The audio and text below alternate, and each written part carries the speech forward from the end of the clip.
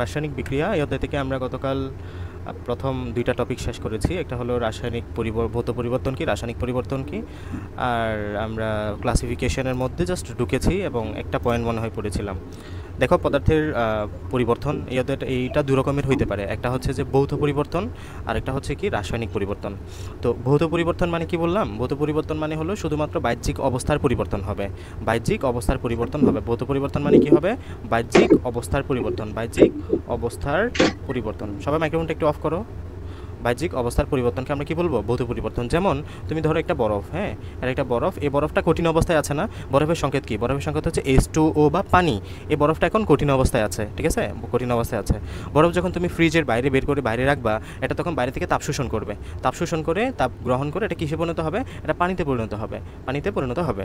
তো এখন এটা পানি বা লিকুইডে পরিণত হলো। এখন এটা H2O বা পানি। এরপরে এটা পানিকে যখন তুমি আরও তাপ দিতে থাকবা, তখন এটা ভ্যাপোরাইজেশন বা বাষ্পীকরণ হবে। তাহলে এটা বাষ্পীকরণ প্রক্রিয়ার মধ্য দিয়ে তুমি এটাকে আবার কিসে পরিণত হতে পারো? গ্যাসে পরিণত করতে পারো বা বাষ্পে পরিণত করতে পারো। তাহলে বাষ্প, এখন এটা কি আছে? H2O বা পানি আছে। তাহলে খেয়াল করো, সব জায়গায় কিন্তু এটা পানি, H2, H2, H2, দুইটা হাইড্রোজেন একটা অক্সিজেন, দুইটা হাইড্রোজেন একটা oxygen. There is no change in chemical structure. Chemical স্ট্রাকচারের মধ্যে এটা কোনো পরিবর্তনই হয় নাই। বাট পরিবর্তন হয়েছে কিসে? ছিল বরফ, হয়ে গেছে পানি, পানি থেকে হয়ে গেছে বাষ্প। তার মানে জাস্ট অবস্থার পরিবর্তন হয়েছে এখানে আমাদের। এই যে এখানে আমরা পানির জাস্ট অবস্থার পরিবর্তন। একটা হচ্ছে যে কঠিন অবস্থা, আরটা হচ্ছে যে তরল অবস্থা, আরটা হচ্ছে যে গ্যাসীয় অবস্থা। জাস্ট এই যে অবস্থার পরিবর্তন হলে যে পরিবর্তন, এটাকে বলি আমরা ভৌত পরিবর্তন। কথা বুঝছো? আর রাসায়নিক পরিবর্তনে দেখবো আমরা রাসায়নিক গঠনে ভিন্নতা আসবে। এই যেখানে পানি আছে না H2O, বাট এখানে আমরা H2O বা অন্য কিছু পেতে পারি, ঠিক আছে? ধরো এখানে আমি একটা উদাহরণ দিয়ে বোঝাই যে এটা হলো যে নাইট্রোজেন, এটা হলো যে হাইড্রোজেন। দেখো, নাইট্রোজেন আলাদা একটা যৌগ আর হাইড্রোজেন আলাদা একটা যৌগ। এই যে এটা আলাদা, এটা আলাদা। এই দুটো যৌগ যখন একসাথে হবে, তখন এরা তোমার এখানে অনেক কিছু ডিপেন্ড করবে। তোমাকে স্পেসিফিক তাপমাত্রা দিতে হবে, স্পেসিফিক চাপ দিতে হবে। কোনো একটা পদার্থকে আবার তোমার প্রভাবক হিসেবে ইউজ করা লাগতে পারে। সামহাউ বিক্রিয়া করার জন্য যে কন্ডিশন দরকার, ওই কন্ডিশনটা তুমি ফিল আপ করলা। তারপর ফিল আপ করার পরে ধরো এটা অ্যামোনিয়া নামক একটা নতুন যৌগ তৈরি করছে। তাহলে দেখো, তুমি একটা গ্যাস দিলা, নাইট্রোজেন হচ্ছে যে একটা গ্যাস, হ্যাঁ, নাইট্রোজেন হচ্ছে যে একটা গ্যাস। তুমি এখানে আরেকটা গ্যাস দিলা, হাইড্রোজেন হচ্ছে আরেকটা গ্যাস। তুমি নাইট্রোজেনও তৈরি হলো না, হাইড্রোজেনও তৈরি হলো না, সম্পূর্ণ নতুন আরেকটা গ্যাস তৈরি হলো, যেটা হচ্ছে অ্যামোনিয়া, ঠিক আছে? তাহলে এদের রাসায়নিক ধর্মেও পার্থক্য হয়ে যাবে। এই যে অ্যামোনিয়া একটা ক্ষার বা বেস, ঠিক আছে? আর এদের কেমিক্যাল প্রপার্টিস কিন্তু অন্যরকম, ঠিক আছে? তো এই যে তুমি একাধিক পদার্থ, ভিন্নধর্মী পদার্থ একসাথে করে নতুন ভিন্নধর্মী আরেকটা পদার্থ তৈরি করলা, এই পদার্থের পরিবর্তনটাকে আমরা বলি রাসায়নিক পরিবর্তন। এবং there is a changes of chemical structure. দেখো, এখানে ছিল নাইট্রোজেন নাইট্রোজেন নাইট্রোজেন নাইট্রোজেন ত্রিবন্ধনের মাধ্যমে যুক্ত ছিল, আর এখানে হাইড্রোজেন হাইড্রোজেন দ্বিবন্ধন এক বন্ধনের মাধ্যমে যুক্ত ছিল। বাট আলটিমেটলি এখানে আমাদের তৈরি হলো কি? আলটিমেটলি আমাদের এখানে তৈরি হলো নাইট্রোজেন হাইড্রোজেন, যেখানে নাইট্রোজেন তিন হাতের মাধ্যমে তিনটা হাইড্রোজেনকে ধরেছিল। তাহলে দেখো, তুমি এখানে কত সুন্দর নাইট্রোজেন নাইট্রোজেন ছিল, নাইট্রোজেনটা এখান থেকে চলে গেছে এখানে, আর হাইড্রোজেন ছিল, হাইড্রোজেনটা এখান থেকে এখানে চলে গেছে। তাহলে এই সোর্সেস অফ নাইট্রোজেন কি? সোর্সেস অফ নাইট্রোজেন হচ্ছে এখান থেকে গেল নাইট্রোজেনটা, হাইড্রোজেনটা কোথেকে গেল? হাইড্রোজেনটা এখান থেকে গেল। আমি কি বোঝাতে পারছি? এক্ষেত্রে একাধিক পদার্থ পরস্পরের সাথে যুক্ত হয়ে যখন আমাদের এখানে নতুন একটা পদার্থ তৈরি করলো, তাহলে এটা একটা রাসায়নিক চেঞ্জ বা রাসায়নিক পরিবর্তন তুমি বলতে পারো। তাহলে মেইন থিম যেটা আমি বলতে চাচ্ছি, ভৌত পরিবর্তন মানে হলো এখানে জাস্ট বাহ্যিক অবস্থার পরিবর্তন হবে, বাহ্যিক অবস্থার পরিবর্তন হবে। আর রাসায়নিক পরিবর্তন মানে হলো রাসায়নিক গঠনেও পরিবর্তন হবে। বাট ভৌত পরিবর্তনের রাসায়নিক গঠনে কোনো পরিবর্তন হয় নাই। এখানে শুধু পানি ছিল, এখানেও পানি, এখানেও পানি। কথা বুঝছো? তাহলে আমরা একটু এখানে দেখলাম, এগুলো গতকালকে আমরা বিক্রিয়া দিয়েও দেখলাম। সো তোমরা এই বিক্রিয়াগুলো একটু প্র্যাকটিস করিও।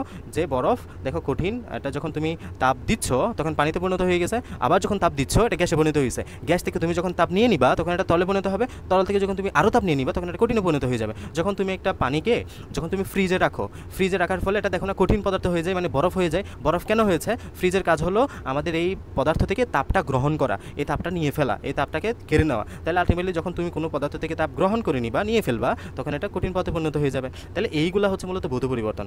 আর রাসায়নিক পরিবর্তন মানে হলো এক্ষেত্রে বাহ্যিক তাপমাত্রা বা চাপের পরিবর্তন করলে কিংবা অন্য পদার্থের সংস্পর্শে আনলে তা পরিবর্তিত হয়, সম্পূর্ণ নতুন ভিন্নধর্মী পদার্থে পরিণত হয়। এই যে দেখো, আমি বলেছিলাম কি এখানে তোমাকে বিভিন্ন তাপমাত্রা চেঞ্জ করতে হতে পারে, চাপের পরিবর্তন করতে হতে পারে। এগুলো করার পরে এই পদার্থগুলো একসাথে হয়ে নতুন পদার্থ তৈরি করলো না, এটা হচ্ছে যে রাসায়নিক পরিবর্তন।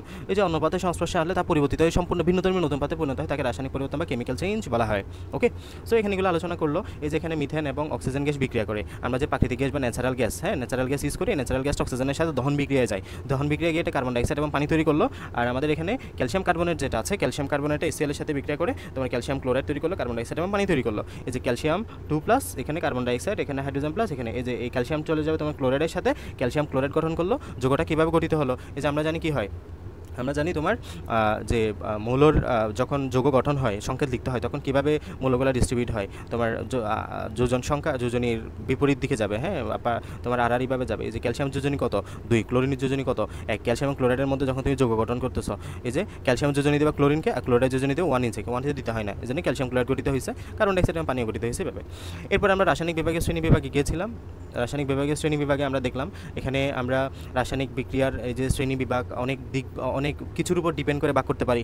একটা হচ্ছে যে বিক্রিয়ার দিকের উপর ভিত্তি করে আমরা রাসায়নিক বিক্রিয়াকে ভাগ করতে পারি। একটা হচ্ছে যে একমুখী বিক্রিয়া, আর একটা হচ্ছে যে উভমুখী বিক্রিয়া। তাহলে রাসায়নিক বিক্রিয়ার দিকের উপর ভিত্তি করে বিক্রিয়া কয় প্রকার? 2 প্রকার। একটা হচ্ছে একমুখী বা ইরিভার্সেবল, মানে হলো এটা রিভার্স করবে না, এটা জাস্ট একদিকে যাবে। আর এটা হচ্ছে যে উভমুখী বিক্রিয়া। কথা বুঝছো? আমি জাস্ট উদাহরণগুলো বোঝাই, খেয়াল করো। এটা হচ্ছে যে বিক্রিয়ক, এদিকে যেটা আছে এটাকে কি বলবা? বিক্রিয়ক। যারা বিক্রিয়া করতেছে, আর বিক্রিয়া করার পরে যেটা তৈরি হলো এটাকে বলবা যে উৎপাদ। এটাকে কি বলবা? এটাকে বলবা যে উৎপাদ। তাহলে এই যে আমাদের একমুখী বিক্রিয়ার ক্ষেত্রে শুধুমাত্র বিক্রিয়ক বিক্রিয়া করে উৎপাদে পরিণত হয়। এই যে দেখো, বিক্রিয়ক বিক্রিয়া করে উৎপাদে পরিণত হয়, বাট উৎপাদ কখনো বিক্রিয়কে পরিণত হবে না। এটাকে আমরা কি বলতেছি? এটাকে আমরা বলতেছি একমুখী বিক্রিয়া। খুব সিম্পল। এখানে একমুখী হওয়ার এটা কারণ হচ্ছে যে গ্যাস। এই গ্যাসটা দেখো, যখন তুমি একটা কোনো পাত্রে এই উৎপাদটা তৈরি হবে, তাহলে ওই গ্যাস, ওই কার্বন ডাইঅক্সাইড এবং ক্যালসিয়াম অক্সাইডটা মিলিত হয়ে আবার এটা তৈরি হতে হবে। কিন্তু এই কার্বন ডাইঅক্সাইডটা তো একটা গ্যাস, এই গ্যাস তো প্রতিনিয়ত উড়ে চলে যাবে। যেখানে তৈরি হবে ওখান থেকে এটা উড়ে চলে যাবে না? যদি উড়ে চলে যায়, এটা ক্যালসিয়াম অক্সাইডের সাথে আর মিশে যাওয়ার সুযোগ পাবে। যদি এটার সাথে এটা মিশে যাওয়ার সুযোগ না পায়, তাহলে ক্যালসিয়াম কার্বনেট তৈরি হবে না। বুঝছো কথা? তাহলে একমুখী বিক্রিয়ার জন্য এরকম কিছু পয়েন্ট আমরা মনে রাখতে হয়। তোমরা জাস্ট এতটুকু না জানলেও হবে, তোমরা জাস্ট মনে রাখো একমুখী বিক্রিয়া মানে জাস্ট বিক্রিয়ক বিক্রিয়া করে উৎপাদ তৈরি করবে। একমুখী বিক্রিয়া মানে হলো বিক্রিয়ক বিক্রিয়া করে জাস্ট উৎপাদ তৈরি করবে।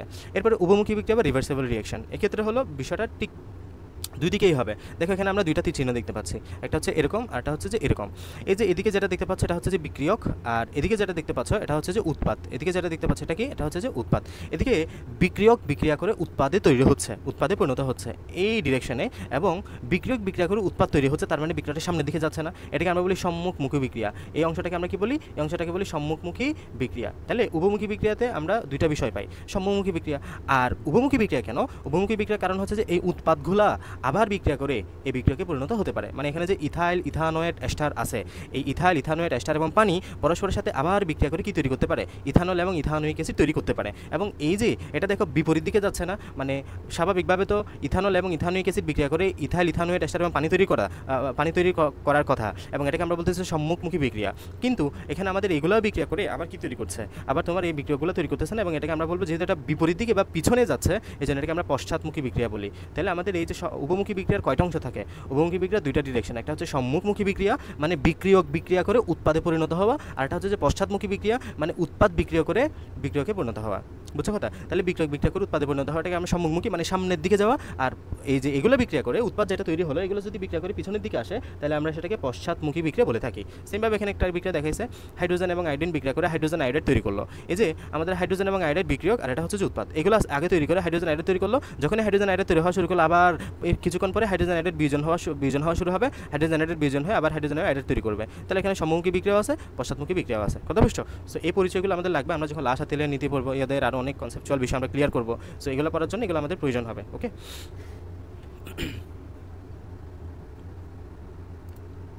তাহলে দেখো আমরা গতকাল এতটুকু অবধি এসেছিলাম যে রাসায়নিক বিক্রিয়ার দিকের উপর ভিত্তি করে ক্লাসিফিকেশনটা। আজকে আমরা আরেকটা বিষয় জানবো, সেটা হচ্ছে রাসায়নিক বিক্রিয়ার তাপের পরিবর্তন। রাসায়নিক বিক্রিয়া তুমি যদি আরেকটা ভাগে ভাগ করতে পারো, সেটা হচ্ছে তাপের পরিবর্তনের উপর ভিত্তি করে রাসায়নিক বিক্রিয়া দুই প্রকার।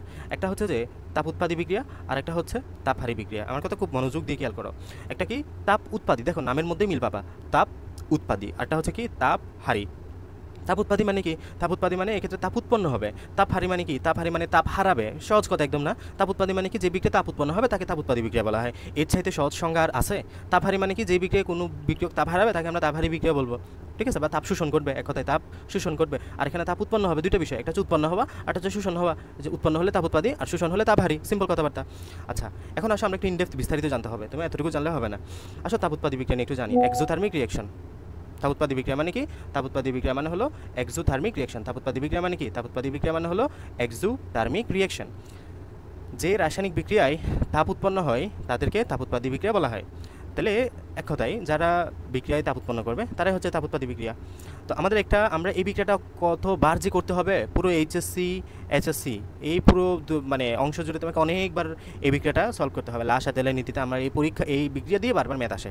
সো বিক্রিয়াটা একদম মুখস্থ করে ফেলা একরকম। যে দেখো এখানে নাইট্রোজেন হাইড্রোজেনের সাথে বিক্রিয়া করে অ্যামোনিয়া তৈরি করতেছে।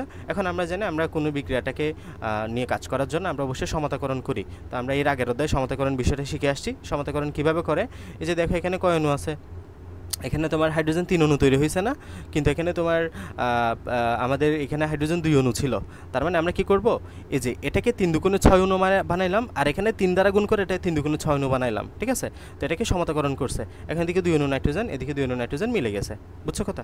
তাহলে এই যে নাইট্রোজেন এবং হাইড্রোজেনের সাথে বিক্রিয়া করে অ্যামোনিয়া তৈরি করছে এবং 92 কিলোজুল তাপশক্তি উৎপন্ন হয়েছে, এটাই। তাহলে এবং এখানে আমাদের আয়রন নামক একটা প্রভাবকের উপস্থিতি লাগবে, মানে লোহা আর কি, এটা হচ্ছে যে লোহা প্রভাবক। এই লোহা প্রভাবক কী করবে, মানে বিক্রিয়ায় তোমার প্রভাবিত করবে, সে প্রভাবক হিসেবে কাজ করবে, বিক্রিয়ার গতিটা বাড়াবে, এটা ঠিক আছে। এরপর এখানে 200 থেকে 250 ATM চাপ, হ্যাঁ, এই চাপটা তোমাকে দিতে হবে। এটা হচ্ছে যে তোমার অপটিমাম একটা প্রেশার, এই প্রেশারে রাখলে বিক্রিয়াটা খুব ভালো হয়, বিক্রিয়াটা খুব ভালো মতো রান হয়। তাহলে 200 থেকে 250 ATM চাপ লাগবে, আর 450 থেকে 550 ডিগ্রি তাপমাত্রা লাগবে। ওকে, এতটুকু আমরা জানবো আপাতত। এতটুকু জানবো আমরা যখন লাশ হাতেলের নীতিটা পড়বো তখন আমরা এগুলো বিস্তারিত জানবো, যে কেন এটা রাখবো বা কেন এটা রাখবো, হ্যাঁ। সো আপাতত বিক্রিয়াটা হচ্ছে কি, নাইট্রোজেন হাইড্রোজেনের সাথে বিক্রিয়া করে অ্যামোনিয়া তৈরি করলো, এবং খেয়াল করো, এবং প্লাস চিহ্ন কার সাথে দিছে, উৎপাদের সাথে। আমার প্রত্যেকটা পয়েন্ট তোমরা এখন থেকে খেয়াল করো, কারণ এগুলো যদি না বুঝো তুমি গুলায় ফেলবে একটু পরে। তাপ উৎপাদী তাপহারের মধ্যে দেখো এটা হচ্ছে যে উৎপাদ, এদিকে কি, এদিকে হচ্ছে যে উৎপাদের সাথে প্লাস আকারে দিছে তাপের পরিমাণটা। উৎপাদের সাথে যদি তোমার এটা প্লাস আকারে দেয় তার মানে এটা তাপ উৎপাদী বিক্রিয়া, একদম মুখস্থ করে ফেলো। উৎপাদের সাথে যদি তাপের পরিমাণটা যোগ চিহ্ন দিয়ে দেয় তাহলে এটাকে কি বলবা, তাপ উৎপাদী বিক্রিয়া। আরেকটা বিষয়, বিক্রিয়কের সাথে যদি দেয় প্লাস আকারে তাহলে এটা মনে রাখতে হবে, আর তাপহারী। তাহলে বলো, যদি উৎপাদের সাথে এই তাপের পরিমাণটা যোগ আকারে দেয় তাহলে এটা কোন বিক্রিয়া বুঝবা, তাপ উৎপাদী বিক্রিয়া। যদি বিক্রিয়কের সাথে এটা যোগ চিহ্ন আকারে দেয় তাহলে কোন বিক্রিয়া বুঝবা, তাপহারী বিক্রিয়া। কথা বুঝছো? যদি উৎপাদের সাথে তাপ যোগ আকারে দেয় তাহলে এটা কি বুঝবা, তাপ উৎপাদী বিক্রিয়া। যদি বিক্রিয়কের সাথে তাপ এটা যোগ আকারে দেয় তাহলে কি বুঝবা, তাপহারী বিক্রিয়া। ওকে, আচ্ছা আরেকটা বিষয় ক্লিয়ার করি, ডেলএইচ। এখন আসো ডেলএইচের বিষয়ে। ডেলএইচ মানে হলো তাপমাত্রার পরিবর্তন। ডেল মানে কি, ডেল মানে হলো ব্যবধান। ডেল মানে কি, এই যে ডেল মানে হলো তাপমাত্রার ব্যবধান, হ্যাঁ। ডেল মানে আমরা ব্যবধান হিসেবে ইউজ করি, ডেল্টা থেকে ডেল। এবং এইচ মানে হলো heat, difference of heat. Del H মানে কি, ডিফারেন্স অফ হিট। তাহলে এই ডেল এইচ এর মান নেগেটিভ হবে যখন এটা তাপ উৎপাদী বিক্রিয়া হবে। তাহলে তাপ উৎপাদী বিক্রিয়ার জন্য ডেল এইচ এর মান কি হবে, নেগেটিভ। একদম মুখস্থ করে ফেলো এখনই, ডেল এইচ এর মান কী হবে, নেগেটিভ হবে। তোমার তো সবার মাইক্রোফোন অফ আছে, সো তোমরা চিল্লায়ে পড়ো যে ডেল এইচ এর মান নেগেটিভ কখন, তাপ উৎপাদী বিক্রিয়ার ক্ষেত্রে। ডেল এইচ এর মান নেগেটিভ কখন, তাপ উৎপাদী বিক্রিয়ার ক্ষেত্রে। আমি তোমাকে বললাম একটা বিক্রিয়ার জন্য ডেল এইচ এর মান হলো -10 কিলো জুল। বললাম যে বিক্রিয়াটা কোন বিক্রিয়া, তাপ উৎপাদী নাকি তাপহারী? অফকোর্স তাপ উৎপাদী, কারণ ডেল এইচ এর মান নেগেটিভ, মাইনাস আছে। আমি বললাম ডেল এইচ এর মান প্লাস 12 কিলো জুল বা 12 জুল, তাহলে এটা কোন বিক্রিয়া, তাপহারী বিক্রিয়া। তাহলে নেগেটিভ যদি হয় তাপ উৎপাদী, পজিটিভ হবে তাপহারী। তাহলে একটা বিষয় তোমাদেরকে একদম ক্লিয়ার করে রাখো, তাপ উৎপাদী বিক্রিয়ার জন্য ডেল এইচ এর মান নেগেটিভ। আবারও বলতেছি, ডেল এইচ এর মান নেগেটিভ কিসের জন্য, তাপ উৎপাদী বিক্রিয়ার জন্য। তাপ উৎপাদী বিক্রিয়ার জন্য ডেল এইচ এর মান কী হবে, নেগেটিভ হবে। তাপ উৎপাদী বিক্রিয়ার জন্য ডেল এইচ এর মান কী হবে, নেগেটিভ হবে। আরেকটা বিষয় দিয়ে তুমি তাপ উৎপাদী বিক্রিয়া বুঝতে পারবো, সেটা হলো যে উৎপাদের সাথে যদি প্লাস আকারে লেখা থাকে, এই দুটো বিষয় দিয়ে আমরা তাপ উৎপাদী বিক্রিয়া বুঝতে পারবো। এর বিপরীত হলে তাপহারী। ধরো যদি ডেল এইচ এর মান পজিটিভ হয় তাহলে বুঝবা তাপহারী, আর এটা যদি বিক্রিয়কের সাথে পজিটিভ আকারে লেখা থাকে তাহলে বুঝবা যে তাপহারী। ঠিক আছে, আমি আবারও ক্লিয়ার করছি, তাপ উৎপাদী বিক্রিয়াতে ডেল এইচ এর মান নেগেটিভ, তাপ উৎপাদী বিক্রিয়াতে ডেল এইচ এর মান নেগেটিভ বা মাইনাস। আর তাপ উৎপাদী বিক্রিয়াতে উৎপাদের সাথে তাপের পরিমাণটা যোগ আকারে লিখতে পারবা, উৎপাদের সাথে তাপের পরিমাণটা যোগাকারে লিখতে পারবা। তাহলে বলো ডেল এইচ এর মান কত, এখানে ডেল এইচ এর মান হলো -922 কিলো জুল। ওকে, যেহেতু তাপ উৎপাদী তাই আমরা মাইনাস হিসেবে লিখলাম এটা। আসো এই যে এখানে বিক্রিয়ার কথাবার্তাগুলো বলছে, বিক্রিয়ার তাপ উৎপাদন হলে ডেল এইচের মান নেগেটিভ হয়। হ্যাঁ, ডেল এইচের মান নেগেটিভ হয়, ডেল এইচের মান নেগেটিভ হয়।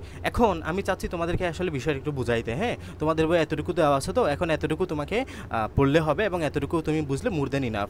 তারপর আমি চাচ্ছি যে তোমরা একটু বিষয়টা রিলেট করো। হ্যাঁ, আমি একটু উদাহরণ দিয়ে আমার মন মানে নিজের মতো করে বুঝাই। ধরো তাপ উৎপাদী কেন বলতেছো বিষয়টাকে। হ্যাঁ, প্রথম কথা হচ্ছে যে তাপ উৎপাদী কেন বলতেছো তুমি। দেখো, ধরো আমার এই যে এখানে যৌগটা আছে, এই যৌগটার মধ্যে আমি উদাহরণ হিসেবে বললাম, এই যৌগটার মধ্যে এই যে বিক্রিয়কের মধ্যে টোটাল তাপশক্তি বা শক্তির পরিমাণ হলো ধরো যে 100 জুল। শক্তির পরিমাণ কত ধরলাম? 100 জুল ধরলাম। আর আমাদের এখানে যে বিক্রিয়ক, হ্যাঁ, এই বিক্রিয়কের মধ্যে শক্তির পরিমাণ হচ্ছে যে ধরো 80 জুল। কথা বুঝছো? তাহলে ধরো আমার এই যে বিক্রিয়কের মধ্যে শক্তি কত ছিল? বিক্রিয়কের মধ্যে শক্তি ছিল যে 100 জুল, আর উৎপাদের মধ্যে শক্তি কত পেয়েছি আমি? 80 জুল। তাহলে আমরা জানি শক্তির একটা নিত্যতা বলে একটা কথা আছে, এদিকে যত শক্তি এদিকেও তত শক্তি থাকতে হবে। তাহলে বাকি 20 জুল শক্তি কই গেল? ওই যে বাকি 20 জুল শক্তি তাপশক্তি হিসেবে বাইরে বেরিয়ে গেল। ফলে আমরা এই বিক্রিয়াটাকে বলতেছি তাপোৎপাদী বিক্রিয়া। ঠিক আছে?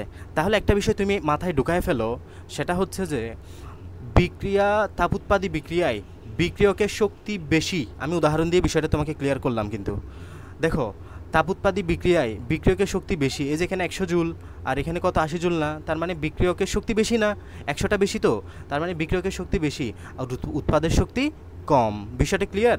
তার মানে তাপোৎপাদী বিক্রিয়ায় বিক্রিয়কের শক্তি বেশি কার চাইতে? উৎপাদের চাইতে। কথা বোঝা গেছে? বিক্রিয়কের শক্তি বেশি কার চাইতে? উৎপাদের সাথে। এখন আমরা ডেলেজ কীভাবে বের করি? ডেলেজ বের করার পদ্ধতি হচ্ছে যে উৎপাদের শক্তি মাইনাস বিক্রিয়কের শক্তি। উৎপাদের শক্তি কত? 80, বিক্রিয়কের শক্তি কত? 100। এই যে -100 যখন বিয়োগ দিচ্ছ তখন তোমার আনসার আসছে -20 জুল। এই যে নেগেটিভ আসছে না ডেলেজের মান, এই নেগেটিভ চিহ্ন দেখে আমরা বলে দিচ্ছিলাম এটা হলো একটা তাপ উৎপাদী বিক্রিয়া। কথা বুঝছো? তাহলে আমি এগুলো তোমাদের বইয়ের নাই, তবে এটা কনসেপ্ট, এই কনসেপ্টটা বোঝা তোমার জরুরি, যেহেতু তুমি একটা বিষয় পড়তেছো, সো এটা বিষয়টা তোমার জানা দরকার না? তাহলে দেখো তোমার জানতে হবে মোটামুটি এতটুকু, তাপোৎপাদী বিক্রিয়া ডেলেজের মান হয় নেগেটিভ এবং তাপোৎপাদী বিক্রিয়াতে আমরা উৎপাদের সাথে পজিটিভ হিসেবে লিখি। এর বাইরে আমি বললাম তুমি এটাও মনে রাখো, তাপোৎপাদী বিক্রিয়াতে আমাদের বিক্রিয়কের মোট শক্তিটা বেশি হয় আর উৎপাদের মোট শক্তিটা কম হয় বিক্রিয়কের চাইতে। এবং ডেলেজ যে কীভাবে নেগেটিভ হয় এটা আমি তোমাদেরকে দেখাইলাম। আর তাপশোষী বিক্রিয়াতে ঠিক উল্টা। হ্যাঁ, তাপশোষী বিক্রিয়াতে আমরা বা তাপহারী বিক্রিয়াতে একই কথা, এন্ডোথার্মিক রিঅ্যাকশন। যে রাসায়নিক বিক্রিয়ায় তাপশক্তি শোষণ ঘটে সেই রাসায়নিক বিক্রিয়াকে তাপহারী বা তাপশোষী বিক্রিয়া বলা হয়। বুঝছো কথা? যেখানে তাপশক্তি শোষণ ঘটবে, এক কথায় যেখানে তাপশক্তি শোষণ করবে তাকে কি বলবা? তাপশোষী বা তাপহারী বিক্রিয়া। এখন উদাহরণ দেওয়া আছে, দেখো নাইট্রোজেন এবং অক্সিজেনের সাথে বিক্রিয়া করে নাইট্রিক অক্সাইড তৈরি করলো। এখন দেখো তো বাবা, এই যে 180 জুলটা কোথায় প্লাস হিসেবে লেখা আছে? এই যে বিক্রিয়কে না, এই যদি বিক্রিয়কে প্লাস হিসেবে লেখা থাকে তাহলে বুঝতে হবে তাপহারী বিক্রিয়া বা তাপশোষী বিক্রিয়া। কথা বুঝছো? যদি বিক্রিয়কে এটা পজিটিভ হিসেবে লেখা থাকে তাহলে হচ্ছে এটাকে কি বলবা? এটাকে বলবা তাপহারী বিক্রিয়া। আর যদি উৎপাদে পজিটিভ হিসেবে লেখা থাকতো তাহলে এটাকে বলবো আমরা উৎপাদী বিক্রিয়া, তাপ উৎপাদী বিক্রিয়া। কথা বুঝছো? আর ডেলেজ কি হবে? ডেলেজ হবে যে প্লাস 180 জুল। আগে কি হতো?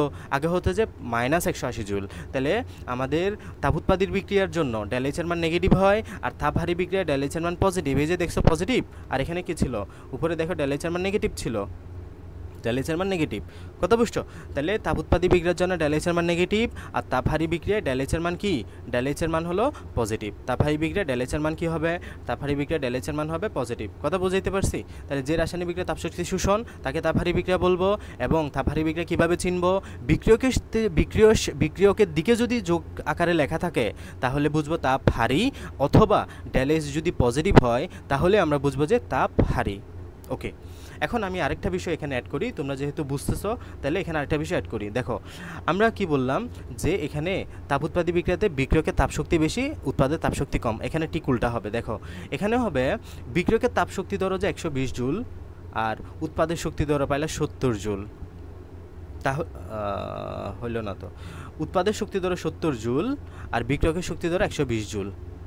এখন খেয়াল করো, বিক্রিয়কের শক্তি হচ্ছে 70 জুল ছিল। ধরো বিক্রিয়াটা হচ্ছে এই রুমে, এটা একটা রুম, এই রুমে হচ্ছে তোমার এই বিক্রিয়কের শক্তি ছিল 70 জুল আর উৎপাদের শক্তি তুমি পাইলে 120 জুল। এখন ঘটনা তো ঘটছে একটা, এখানে বাকি 50 জুল শক্তি পাইলোটা কই? এই উৎপাদ বাকি 50 জুল শক্তি সে কই থেকে পাইলো? কই থেকে পাইলো মানে তোমার আশেপাশে পরিবেশ আছে না একটা, তুমি যে বিক্রিয়াটা করাচ্ছ ওই বিক্রিয়ার আশেপাশে একটা পরিবেশ আছে না, ওই পরিবেশ থেকে সে গ্রহণ করে নিছে, ওই পরিবেশ থেকে সে কি করছে, গ্রহণ করে নিছে। তার মানে হলো বাইরের পরিবেশটা তাপ হারাইছে না, বাইরের পরিবেশটা 50 জুল পরিমাণ তাপ তাকে দিয়ে দিছে, তার মানে সে তাপ হারাইছে বাইরের পরিবেশটা, এই জন্য তাপ হারি বিক্রিয়া বলতেছি। কথা বুঝছো? তাহলে বাইরের পরিবেশটার ক্ষেত্রে তাপ হারাইছে এবং এই জন্য তাপ হারি, এবং তাপ শোষণ করছে কে? এই যে উৎপাদ, এই উৎপাদটা তাপ শোষণ করছে, এই জন্য তাপ শোষী বলতেছি, অথবা ঠিক আছে তাপ হারি বিক্রিয়া বা তাপ শোষী বিক্রিয়া। এখন বিষয়টা একটু খেয়াল করো মন দিয়ে, যে কেউ একজন তাপ হারাইছে, তাহলে তার তাপমাত্রা কি হবে? কমে যাবে না? এই জন্য বাইরের পরিবেশটা দেখবে যে ঠান্ডা হয়ে গেছে, তাহলে এটা তাপ হারি বিক্রিয়ার ক্ষেত্রে ঠান্ডা লাগবে, আর তাপ উৎপাদী বিক্রিয়ার ক্ষেত্রে তোমার গরম লাগবে, কারণ বাইরে তাপ শক্তিটা বিকিরণ করে দিছে। ঠিক আছে, এখানে বাইরে তাপটা গ্রহণ করছে কে? মূলত তাও পরিবেশ গ্রহণ করে নিল আর কি, যেহেতু তাপটা ছেড়ে দিছে 20 জুল তাপ, তাহলে পরিবেশ গ্রহণ করে নিছে। আর এক্ষেত্রে পরিবেশ তাপ ছেড়ে দিচ্ছে, পরিবেশ তাপ শোষণ, মানে পরিবেশ থেকে তাপটা শোষণ করলো উল্টা আরও। ঠিক আছে, তাহলে এই বিষয়টা একটু মনে রাখার চেষ্টা করবা, বিক্রিয়কের শক্তিটা কম, উৎপাদের শক্তিটা বেশি তাপ হারি বিক্রিয়ার ক্ষেত্রে। তাহলে উৎপাদ বাকি এক্সট্রা শক্তি কই পাই? বাকি এক্সট্রা শক্তি সে বাইরের পরিবেশ থেকে সংগ্রহ করে। ঠিক আছে, এই জন্য এটাকে আমরা তাপ হারি বলি, যেহেতু পরিবেশ তাপের ক্ষেত্রে ছেড়ে দেয়, এই জন্য এটাকে আমরা কি বলতেছি? তাপ হারি বিক্রিয়া বলতেছি। কথা বুঝছো? আসো আমি একটু সামারি করি যে যে বিষয়টা তোমাদের লাগবে। তাপ উৎপাদী বিক্রিয়ার ক্ষেত্রে মনে রাখবা, তাপ উৎপন্ন হলে তাপ উৎপাদী বিক্রিয়া ডেলএইচের মান নেগেটিভ, এক কথায় তাপ উৎপাদী বিক্রিয়া ডেলএইচের মান নেগেটিভ, এবং তাপ উৎপাদী বিক্রিয়ায় আমরা উৎপাদের দিকে পজিটিভ আকারে লিখি, বাস এতটুকু জানলে মোর দেন ইনাফ। এর পাশে তাপহারী বিক্রিয়া, তাপহারী বিক্রিয়ার ক্ষেত্রে তাপ শক্তি শোষণ হবে, এবং এটাকে আমরা তাপহারী বিক্রিয়া বলতেছি, এবং তাপহারী বিক্রিয়ার ক্ষেত্রে ডেলএইচের মান হবে পজিটিভ, এবং তাপহারী বিক্রিয়ার ক্ষেত্রে আমাদের বা তোমার বিক্রিয়কের দিকে পজিটিভ আকারে লিখি, বাস এতটুকু জানলেই মূর্তি নিনাফ। বলো আমার এই যে এতক্ষণ বললাম এগুলো বুঝছো কিনা?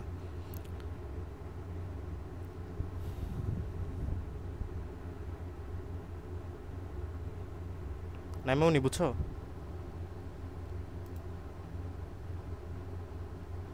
আসসালামু আলাইকুম।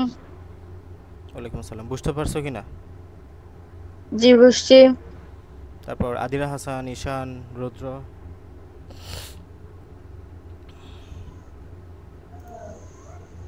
জি স্যার বুঝছি।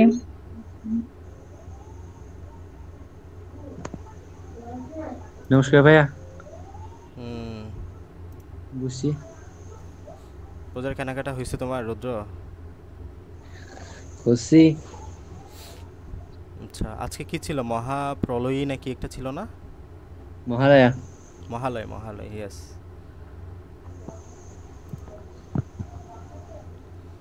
আচ্ছা দেখো, তাহলে এরপরের টপিক আমরা যাই। তাহলে দেখো আমরা রাসায়নিক বিক্রিয়ার কি পড়ছিলাম, রাসায়নিক বিক্রিয়ার শ্রেণীবিভাগ। ঈশান বাবা বুঝছো?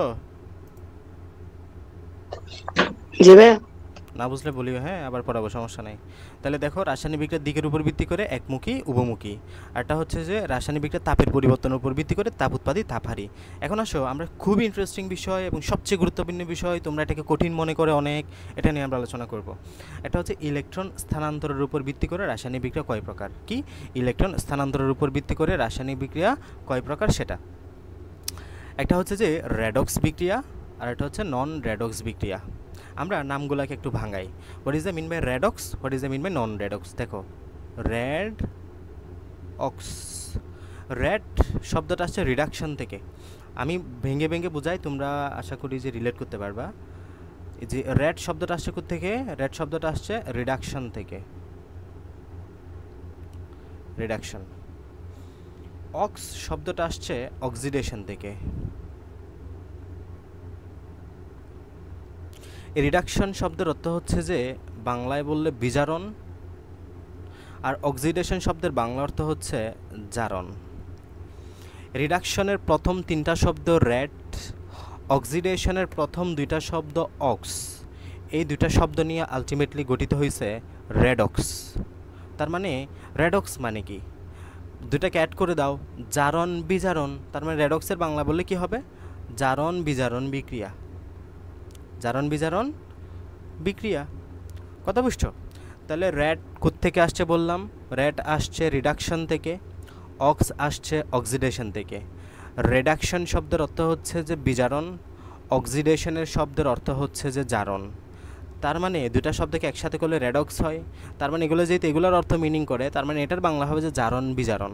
যেহেতু রেড মানে হলো জারণ বিজারণ, আর অক্স মানে হলো যে জারণ, মানে রেড আসছে রিডাকশন থেকে, অক্স আসছে অক্সিডেশন থেকে। কথা ক্লিয়ার আশা করি। এরপর আসো, কেন এটাকে আমরা জারণ বিজারণ বলতেছি, বা জারণ বিজারণ মানেটা কি আসলে। খেয়াল করো, এটা তোমরা খুবই কঠিন মনে করো, সো ভালো মতো করে বুঝো, আশা করি সহজ লাগবে।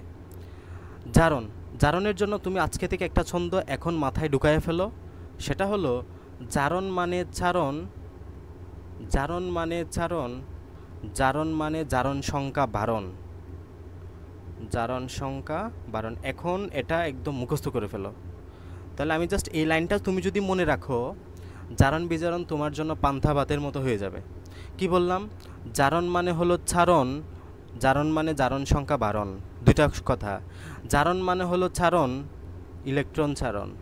হ্যাঁ, এটা কি ছারণ এটা আর বলি না আমরা, ইলেকট্রন ছারণ। জারণ মানে হলো ছারণ, জারণ মানে জারণ সংখ্যা বারণ। কথা বুঝছো? জারণ মানে হলো ছারণ, জারণ মানে জারণ সংখ্যা বারণ। যদি বিজারণ হয় তার ঠিক উল্টা কাজটা হবে। বিজারণ হলে কি হবে? বিজারণ হলে তার ঠিক উল্টা কাজটা হবে। তার মানে কি হবে? বিজারণ মানে হবে, বিজারণ মানে হবে জারণ, গ্রহণ। এটা যদি ছারণ হয় ওটা হবে গ্রহণ, আর ওটা হলো জারণ সংখ্যা কমন, মানে কমে যাওয়া। ওকে, আমরা জারণ সংখ্যা দিয়ে মনে রাখি, আর বিজারণ হচ্ছে তার ঠিক উল্টা। কথা বুঝছো? তাহলে জারণ মানে হলো ছারণ, জারণ মানে হলো জারণ সংখ্যা বারণ। ওকে, আসো ছারণ। সোডিয়াম এর লাস্ট সেলে ইলেকট্রন সংখ্যা হচ্ছে যে একটা। সোডিয়াম অষ্টক ফিলাপের জন্য আমরা জানি সব সময় একটা ইলেকট্রন দান করে ফেলে এবং সে সোডিয়াম প্লাস আয়নে পরিণত হয়। এই যে জারণ মানে ছারণ, জারণ সংখ্যা ইলেকট্রন ছেড়ে দিছে না, জারণ মানে ছারণ, ছারণ ছারণ শব্দটা আছে না, এই যে ছেড়ে দিছে না, যে ইলেকট্রন ছাড়বে এই প্রক্রিয়াটার নাম হলো জারণ। এই প্রক্রিয়াটার নাম কি? এই প্রক্রিয়াটার নাম কি? জারণ। আবারও বলতেছি, এই প্রক্রিয়াটার নাম কি? এই প্রক্রিয়াটার নাম হলো যে জারণ। এবং এবং এবং যার মধ্যে জারণ সম্পন্ন হলো ওটাকে বলবো বিজারক। ওটাকে কি বলবো? ওটাকে বলবো বিজারক। এগুলো খুবই কমপ্লেক্স টার্ম, যদি সহজভাবে নিতে পারো খুব সহজ হয়ে যাবে, আর যদি কঠিনভাবে নাও তাহলে খুব কঠিন মনে হবে। আসলেই সহজ, বুঝে ফেলো, আমি বোঝাচ্ছি। তাহলে কি বললাম? জারণ মানে হলো চারণ। এই যেখানে তুমি ইলেকট্রন ছাড়তেছো, এই প্রক্রিয়াটার নাম কি? This is mechanism, this is process বা প্রক্রিয়া। এটার নাম হলো প্রক্রিয়া। প্রক্রিয়াটার নাম হলো যে জারণ। প্রক্রিয়াটার নাম কি? জারণ। আর এই যেখানে যে ছাড়লো, যে ইলেকট্রনটা ছেড়ে দিল, ওটার নাম হচ্ছে যে বিজারক। যে ইলেকট্রনটা ছেড়ে দিল ওটার নাম কি? ওটার নাম হচ্ছে যে বিজারক। তার মানে বিজারকের মধ্যে জারণ হয়। বিজারকের মধ্যে কি হয়? জারণ হয়। কথা বুঝছো? তাহলে সোডিয়াম একটা ইলেকট্রন ছেড়ে সোডিয়াম প্লাস আয়নে পরিণত হওয়া, সেমভাবে পটাশিয়াম একটা ইলেকট্রন ছেড়ে পটাশিয়াম আয়নে পরিণত হওয়া, ক্যালসিয়াম দুইটা ইলেকট্রন ছেড়ে ক্যালসিয়াম 2 প্লাস আয়নে পরিণত হওয়া, সবগুলাই হলো জারণ প্রক্রিয়া। তার মানে এক কথায় মনে রাখো, যদি কেউ ইলেকট্রন ছাড়ে সেটা জারণ প্রক্রিয়া, যদি কেউ ইলেকট্রন দান করে সেটা জারণ প্রক্রিয়া, যদি কেউ ইলেকট্রন ছেড়ে দেয় সেটা জারণ প্রক্রিয়া। কথা বুঝছো? এই যে আমরা এটাই বলতেছি, জারণ মানে ছাড়ন, ছাড়লেই জারণ। কথা বুঝছো? ইলেকট্রন ছেড়ে দিলেই কে? জারণ। আর ইলেকট্রন গ্রহণ করলে বিজারণ। ওই যে আমরা বলি নাই যেখানে সোডিয়াম ছাড়লো, গ্রহণ করবো কে? ক্লোরিন। ওই যে ক্লোরিনটা একটা ইলেকট্রন গ্রহণ করলো, ক্লোরিনটা একটা ইলেকট্রন গ্রহণ করলো, ক্লোরিনটা একটা ইলেকট্রন গ্রহণ করে ক্লোরিন মাইনাস আয়নে পরিণত হলো। তাহলে এক্ষেত্রে ক্লোরিন গ্রহণ করলো না, তার মানে এই প্রক্রিয়াটার নাম হলো যে বিজারণ। প্রক্রিয়াটার নাম কি? প্রক্রিয়াটার নাম হলো বিজারণ। আর যে গ্রহণ করলো ওটার নাম হচ্ছে যে জারক। ওটার নাম কি? জারক।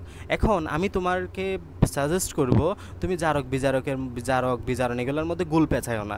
তুমি জাস্ট মেকানিজমের কথা মনে রাখো, জারণ কোনটা বিজারণ কোনটা। আর যে বিজারণ ঘটাবে এটাকে তুমি জারক বসাই দিবা, আর এখানে যে জারক জারণ ঘটাবে এটাকে বিজারক বসাই দিবা। এটা তখন যখন মনে আসবে তখন, বাট আপাতত তুমি মেকানিজমের নাম মনে রাখো, ঠিক আছে?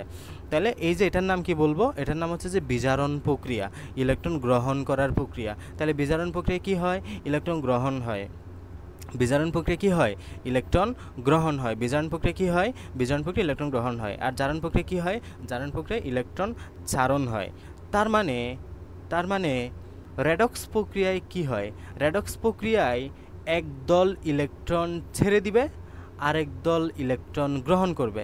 এই যে কথায় আসছে এখন, একদল ইলেকট্রন ছেড়ে দিবে, আরেক দল ইলেকট্রন গ্রহণ করবে যে বিক্রিয়াগুলাতে, ওটাই হচ্ছে যে রেডক্স বিক্রিয়া।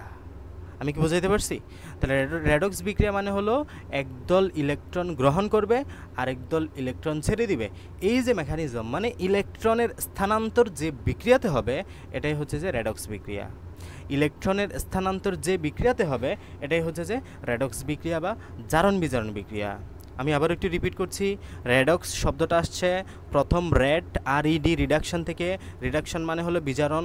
অক্স শব্দটা আসছে অক্সিডেশন থেকে, অক্সিডেশন মানে হলো জারণ। দুইটা শব্দ মিলায়া হয় জারণ বিজারণ। জারণ বিজারণ মানে হলো ইলেকট্রনের আদান প্রদান হওয়া। এই যে জারণ মানে হলো ছাড়ন, ইলেকট্রন ছাড়ন মানে জারণ সংখ্যা বাড়ন। তো জারণ মানে হলো ইলেকট্রন ছাড়ন, মানে কি বুঝছি, কেউ যখন ইলেকট্রন ছেড়ে দেয় তখন ওই প্রক্রিয়াটার নাম, এটা হচ্ছে প্রক্রিয়ার নাম, ওই প্রক্রিয়াটার নাম জারণ। যে ইলেকট্রন ছাড়ে তার নাম বিজারক, মানে যে জারণ ঘটালো। এরপরে ওই যে ছাড়লো ইলেকট্রনটা, ওই ইলেকট্রনটা আমাদের এখানে যে প্রক্রিয়া গ্রহণ করে আরেকজনে, এটাকে আমরা বলবি বিজারণ। এবং যে গ্রহণ করলো ওটাকে বলতেছি আমরা জারক। ওটাকে কি বলতেছি? ওটাকে বলতেছে জারক। ঠিক আছে, এতটুকু তোমরা কমপ্লেক্স করিও না, জাস্ট জানো জারণ প্রক্রিয়া ইলেকট্রনটা ছেড়ে দিল, বিজারণ প্রক্রিয়ায় ওই ইলেকট্রনটা আরেকজনে গ্রহণ করলো। এভাবে জারণ বিজারণ প্রক্রিয়া সম্পন্ন হলো। আলটিমেটলি জারণ বিজারণ মানে কি, বা রেডক্স বিক্রিয়া মানে কি, যে বিক্রিয়াগুলোর মধ্যে ইলেকট্রনের আদান প্রদান হয়, এটাকে আমরা কি বলি? জারণ বিজারণ বিক্রিয়া বলে থাকি। কথা বুঝছো? মোটামুটি অনেক কিছুই শেষ করলা। এখন তোমাদের আলোচনার টপিক হচ্ছে জারণ সংখ্যা। এই যে আমি বললাম বাবা, এখানে জারণ মানে হলো ইলেকট্রন চারণ, আর এটা হচ্ছে জারণ সংখ্যা বারণ। আপনি জারণ সংখ্যা কই নিয়ে আলোচনা করলেন? এই জারণ সংখ্যা আমরা একটু পরে পড়তেছি, আপাতত এতটুকু ক্লিয়ার করে ফেলি। দেখো, রিডাকশন বিজারণ শব্দের প্রথম অংশ রেড, আর অক্সিডেশন জারণ শব্দের প্রথম অংশ অক্স, এর সমন্বয়ে গঠিত শব্দ হলো রেডক্স। হ্যাঁ, রেড এবং অক্স মিলে রেডক্স। নাম থেকেই বোঝা যাচ্ছে যে রেডক্স অর্থ জারণ বিজারণ। জারণ বিজারণ বিক্রিয়ায় বিক্রিয়ক সমূহের মধ্যে ইলেকট্রনের আদান প্রদান ঘটে। একটি বিক্রিয়ক ইলেকট্রন ত্যাগ করে এবং অপর একটি বিক্রিয়ক সেই ইলেকট্রনকে গ্রহণ করে। সুতরাং জারণ বিজারণ বিক্রিয়া দুটি অর্ধাংশে বিভক্ত। এক অর্ধাংশে বিক্রিয়ক ইলেকট্রন ত্যাগ করে, বাকি তাকে জারণ অর্ধ বিক্রিয়া বলা হয়। আমি উদাহরণ দিয়ে দেখাচ্ছি। সোডিয়াম একটা ইলেকট্রন ত্যাগ করলো, সে সোডিয়াম প্লাস আয়নে পরিণত হলো। এই যে এখানে ইলেকট্রনটা ত্যাগ করলো, এটাকে বলতেছে আমরা জারণ। আর এই যে ক্লোরিনটা ওই ইলেকট্রনটা গ্রহণ করলো, যেটাকে আমরা বলতেছি ক্লোরাইড মাইনাস পরিণত হলো, এবং এটাকে বলতেছি আমরা বিজারণ। তাহলে জারণ প্রক্রিয়া ইলেকট্রনটা ছেড়ে দিল মানে ছাড়ন, আর বিজারণ প্রক্রিয়া ইলেকট্রনটা গ্রহণ করলো।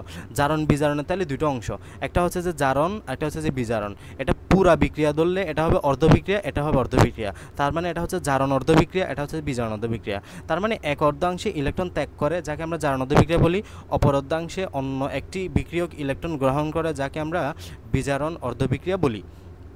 উল্লেখ্য যে জারণ বিজারণ বিক্রিয়ায় যে বিক্রিয়কটি ইলেকট্রন ত্যাগ করে তাকে বিজারক পদার্থ বলা হয়, এবং যে বিক্রিয়কটি ইলেকট্রন গ্রহণ করে তাকে জারক পদার্থ বলা হয়। এই বিষয়টা তোমরা আবার গোলমাল পেছাও না, আমি যেখানে বললাম এই যেগুলো দিয়ে মনে রাখিও সহজভাবে। যে ইলেকট্রন ছাড়লো, জারণ মানে হলো চারণ, যে ছাড়বে তাকে বলবা যে বিজারক। হ্যাঁ, নামের ঠিক উল্টা শব্দ এটা, কিন্তু দেখো, জারণ যে ঘটাবে তার নাম কি? বিজারক। জারণ যে ঘটাবে তার নাম কি? বিজারক। আর বিজারণ যে ঘটাবে তার নাম কি? জারক। হ্যাঁ, নামের উল্টা শব্দ এটা, নামের উল্টা শব্দ। জারণ যে ঘটাবে তার নাম হচ্ছে বিজারক, বিজারণ যে ঘটাবে তার নাম হচ্ছে যে জারক। আবার বলছি, জারণ যে ঘটাবে তার নাম হচ্ছে বিজারক, বিজারণ যে ঘটাবে তার নাম হচ্ছে জারক। এই যে এখানে এটাই বলছে যে তোমার কই গেল, এই যে তাকে যে ইলেকট্রন ত্যাগ করে, হ্যাঁ, এটা হচ্ছে যে বিক্রিয়কের নাম, এটা বিক্রিয়কের নাম। আমরা বলতেছি পদ্ধতির নাম বা প্রক্রিয়ার নাম হচ্ছে জারণ, আর যে ছেড়ে দিল তার নাম হচ্ছে বিজারক। কথা বুঝতেছো? যে বিক্রিয়কটি ইলেকট্রন ত্যাগ করে, এটা হচ্ছে বিক্রিয়কটির নাম, তাকে বিজারক বলতেছে। এবং বিজারক কী ঘটাবে? বিজারক জারণ ঘটাবে, লিখে রাখো, বিজারক জারণ ঘটাবে। আর যে বিক্রিয়কটি ইলেকট্রন গ্রহণ করে তাকে জারক বলতেছে, এবং জারক কী ঘটাবে? বিজারণ ঘটাবে। তাহলে বিজারণ হলো একটা প্রক্রিয়া, আর জারক হলো একটা পদার্থ। জারক কি? জারক হলো একটা পদার্থ, এই বিজারক হলো একটা পদার্থ, আর জারণ হলো একটা প্রক্রিয়া। বুঝে গেছে কথা? এই বিজারক হলো একটা পদার্থ, আর জারণ হলো একটা প্রক্রিয়া। জারক হলো একটা পদার্থ, বিজারণ হলো একটা প্রক্রিয়া। ওকে, এগুলো বারবার পড়লে মানে মাথায় ঢুকে যাবে। তাহলে এই বিক্রিয়ায় সোডিয়াম ইলেকট্রন ত্যাগ করছে। সোডিয়াম একটা বিজারক পদার্থ। দেখো সোডিয়াম কত সুন্দর ইলেকট্রনটা ত্যাগ করলো না? এই যে সোডিয়াম একটা ইলেকট্রন ত্যাগ করলো, সোডিয়াম প্লাস আয়নে পরিণত হলো, তার মানে জারণ মানে জারণ প্রক্রিয়া সম্পন্ন করলো, এবং যে জারণ ঘটাবে তার নাম বিজারক। এই যে সোডিয়াম বিজারক, যে ইলেকট্রন ত্যাগ করলো। ক্লোরিন ইলেকট্রনটা গ্রহণ করেছে, এই যে দেখো না ক্লোরিন ইলেকট্রন গ্রহণ করেছে, তার মানে বিজারণ প্রক্রিয়া সম্পন্ন করলে এবং যে বিজারণ ঘটাবে তার নাম জারক, এই যে তার নাম জারক। ওকে, তো যে বিক্রিয়ায় কোনো পরমাণুর ইলেকট্রনের দান ঘটে আবার ওই পরমাণুর ধনাত্মক চার্জের সংখ্যা বৃদ্ধি পায়, ঋণাত্মক চার্জের সংখ্যা হ্রাস পায়, তাকে আমরা জারণ বিক্রিয়া বলে থাকি। এখন আসো, এই যে সোডিয়ামের মধ্যে উপরে কোনো চার্জ ছিল, শূন্য চার্জ, কিছু নাই মানে কি শূন্য চার্জ, কিছু নাই মানে কি শূন্য চার্জ, শূন্য, ইলেকট্রন বেশিও নাই ইলেকট্রন কমও নাই, বাট এখানে একটা প্রোটন বেশি বা পজিটিভ চার্জ একটা বেড়ে গেল যখন ইলেকট্রন দান করলে। আমরা জানি কেউ ইলেকট্রন দান করলে পজিটিভ হয়, কেউ ইলেকট্রন গ্রহণ করলে নেগেটিভ হয়, ঠিক আছে। কেন পজিটিভ নেগেটিভ এগুলো আমরা আগে পড়ে আসছি, কারণ এখানে একটা প্রোটন বেড়ে গেছে, সোডিয়াম একটা ইলেকট্রন দান করছে মানে কি ইলেকট্রন হয়ে গেছে 10টা, প্রোটন আছে আগের মতো 11টা, তার মানে একটা প্রোটন বেশি, প্রোটনের চার্জ পজিটিভ, এই জন্য এটা আমরা একটা প্লাস লিখি। ক্লোরিনের মধ্যে ইলেকট্রন একটা বেড়ে গেছে, ইলেকট্রন 8টা হয়ে গেছে, প্রোটন তো আগের মতো 17টা আছে, এই জন্য এটা বেশি। এগুলো এত কিছু একসাথে বলে ফেললে তোমরা বুঝবা না। সো সিম্পলি মনে রাখো, যদি কেউ একজন ইলেকট্রন ছেড়ে দেয় তাহলে আমরা পজিটিভ লিখি, যদি কেউ একজন ইলেকট্রন গ্রহণ করে ফেলে তাকে আমরা নেগেটিভ লিখি। ওকে, তাহলে সোডিয়ামটা একটা ইলেকট্রন ছেড়ে দিয়ে সোডিয়াম প্লাস আয়নে পরিণত হলো। হ্যাঁ, এই যে একটা পজিটিভ বেড়ে গেল না, এই জারণ সংখ্যা 1, জারণ সংখ্যা কত 1। আর এখানে কি হলো, এখানে পজিটিভ +1, হ্যাঁ, আর এখানে ক্লোরিন একটা ইলেকট্রন গ্রহণ করে মাইনাস হল, তাহলে -1। এখানে কি ছিল শূন্য, তাহলে দেখো এখানে 0 থেকে 1 বেড়ে গেল আর এখানে 0 থেকে 1 কমে গেল, -1 হয়ে গেল, বুঝছো কথা। তার মানে এই যে দেখো 0 থেকে 1 বেড়ে গেল, জারণ প্রক্রিয়ায় জারণ সংখ্যা বেড়ে গেল না, +1। এই জন্য বলতেছি আমরা জারণ মানে হলো ছারণ, জারণ মানে হলো জারণ সংখ্যা বাড়ন, মানে ইলেকট্রন ছাড়ে ঠিক আছে, তবে জারণ সংখ্যা আলটিমেটলি বেড়ে যায়। কথা বুঝছো? এই জন্য বলতেছিলাম জারণ মানে চারণ, জারণ মানে জারণ সংখ্যা বাড়ন। আর ক্লোরিনের মধ্যে ইলেকট্রন গ্রহণ করছে ঠিক আছে, তবে আলটিমেটলি জারণ সংখ্যা কমে গেল, ছিল 0 বাট এখন হয়ে গেছে -1, এই যে -1 হয়ে গেল, ঠিক আছে। এই কথাবার্তাগুলো এখানে বলছি, গেলে আমরা অনেক প্র্যাকটিস করব, তোমরা মানে বুঝতেছি না বা মাথায় ঢুকতেছে না এমন ভাবার কোনো প্রয়োজন নাই, অনেক প্র্যাকটিস করব, প্র্যাকটিস করতে করতে করতে তোমরা বুঝে যাবে, ঠিক আছে। আর ক্লাসটা রেকর্ড দিয়ে দেবো, আবার করে নিবে এখন। তাহলে দেখো এই যে এখানে কথাটা বলতেছে যে দেখো দান ঘটে অর্থাৎ ধনাত্মক চার্জের সংখ্যা বৃদ্ধি পায়, হ্যাঁ, ধনাত্মক চার্জের সংখ্যা বৃদ্ধি পায়, তাকে জারণ বিক্রিয়া বলতেছি। আর যে বিক্রিয়ায় ইলেকট্রন গ্রহণ ঘটে, এই যে ইলেকট্রন গ্রহণ ঘটে না, ইলেকট্রন গ্রহণ ঘটে, তাহলে জারণ মানে ছারণ, এই যে ছারণ মানে কি, ছারণ মানে জারণ, ঠিক আছে। আর ইলেকট্রন গ্রহণ মানে কি বিজারণ, ইলেকট্রন গ্রহণ মানে কি বিজারণ, ঠিক আছে। এই যে ক্লোরিনটা তোমার একটা ইলেকট্রন গ্রহণ করলো এবং ক্লোরিন -আয়নে পরিণত হলো, সরি হ্যাঁ এটাই, তাহলে এটা একটা বিজারণ প্রক্রিয়া। এই যে কপার 2+ একটা গ্রহণ করলো, কপার +1 পরিণত হলো, তাহলে এটা একটা বিজারণ প্রক্রিয়া, ঠিক আছে, ইলেকট্রন গ্রহণ করছে। এখন আমরা একটা বিষয় নিয়ে আলোচনা করতেছি, সেটা হচ্ছে জারণ সংখ্যা বিষয়টা কি, ঠিক আছে। ইতিমধ্যে তোমরা বুঝে গেছো যে দেখো কোনো অণু বা যৌগমূলক এর মধ্যে অবস্থিত পরমাণুগুলোর কোনোটি ইলেকট্রন ছেড়ে আবার কোনোটি ইলেকট্রন গ্রহণ করার প্রবণতা দেখায়। আমরা জানি গ্রুপ 1-এর লাস্ট সেলে ইলেকট্রন সংখ্যা হচ্ছে যে 1টা, গ্রুপ 2-এর লাস্ট সেলে ইলেকট্রন সংখ্যা হচ্ছে 2টা, গ্রুপ 13-এর লাস্ট সেলে ইলেকট্রন সংখ্যা হচ্ছে যে 3টা, গ্রুপ 14-এর লাস্ট ইলেকট্রন সংখ্যা হচ্ছে 4টা। তো আলটিমেটলি তোমার এই যে পরমাণুর মধ্যে সর্বশেষ শক্তি স্তরে এই 1টা 2টা 3টা এই ইলেকট্রনগুলো তারা ছেড়ে দিতে চায়।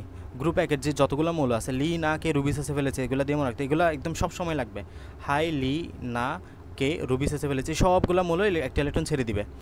গ্রুপ 2-এর নাম কি, বিরিয়ানি, মোগলাই, কাবাব, সরিয়ে বাটিতে রাখো, beryllium, magnesium, calcium, strontium.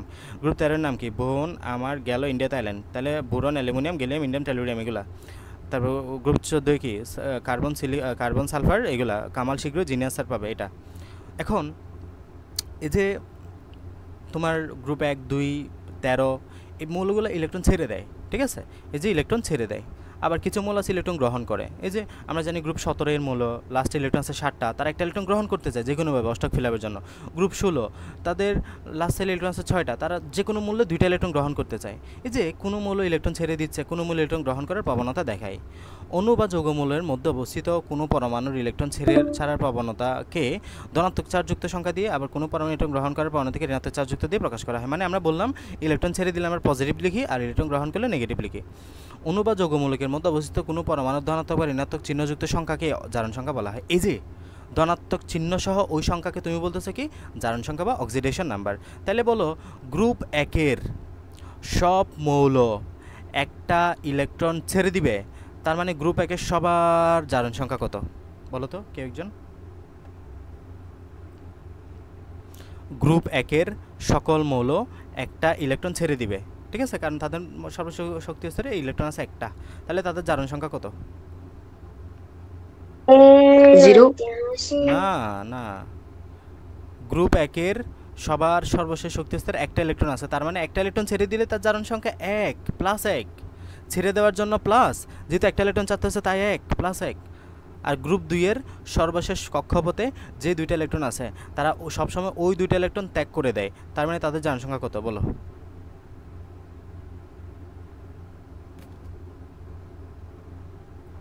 +2। +2। Group 13 এর সর্বশেষ শক্তি স্তরে ইলেকট্রন আছে 3টা এবং তারা 3টা ইলেকট্রন ছেড়ে দিতে চায়, তাহলে তাদের জারণ সংখ্যা কত?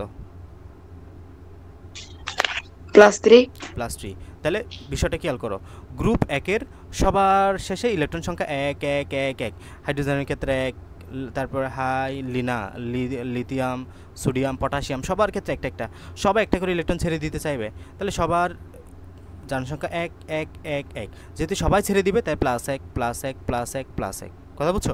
গ্রুপ 2 এর ক্ষেত্রেও সেম, সবাই যদি ইলেকট্রন ছেড়ে দিবে সবাই 2, তাহলে এখন মুখস্থ হয়ে গেল। তোমার গ্রুপ যদি গ্রুপ 1 মনে থাকে, তুমি গ্রুপ 1 এর যত মৌল আছে সবগুলো জারণ সংখ্যা মুখস্থ করে ফেলছো। গ্রুপ 2 যদি মনে থাকে সবার জারণ সংখ্যা মুখস্থ করে ফেলছো। গ্রুপ 13 যদি মনে থাকে সবার জারণ সংখ্যা মুখস্থ করে ফেলছো। তার মানে গ্রুপ 1 এর সবার জারণ সংখ্যা কত? +1। গ্রুপ 2 এর সবার জারণ সংখ্যা কত? +2। গ্রুপ 13 এর সবার জারণ সংখ্যা কত? +3। বাস এতটুকু মনে রাখো। আরেকটা বিষয়, group 17 fluorine, chlorine, bromine, iodine, সবার শেষে 7টা করে ইলেকট্রন আছে, তারা যে কোনো মূল্যে একটা ইলেকট্রন নিয়ে অষ্টক ফিল আপ করে, তার মানে একটা ইলেকট্রন গ্রহণ করে, তাদের জারণ সংখ্যা কত? ভেবেচিন্তে বলবো। -1। ওকে, ঈশান বুঝে গেছে একদম, ঈশান বুঝে গেছে। -1 কেন?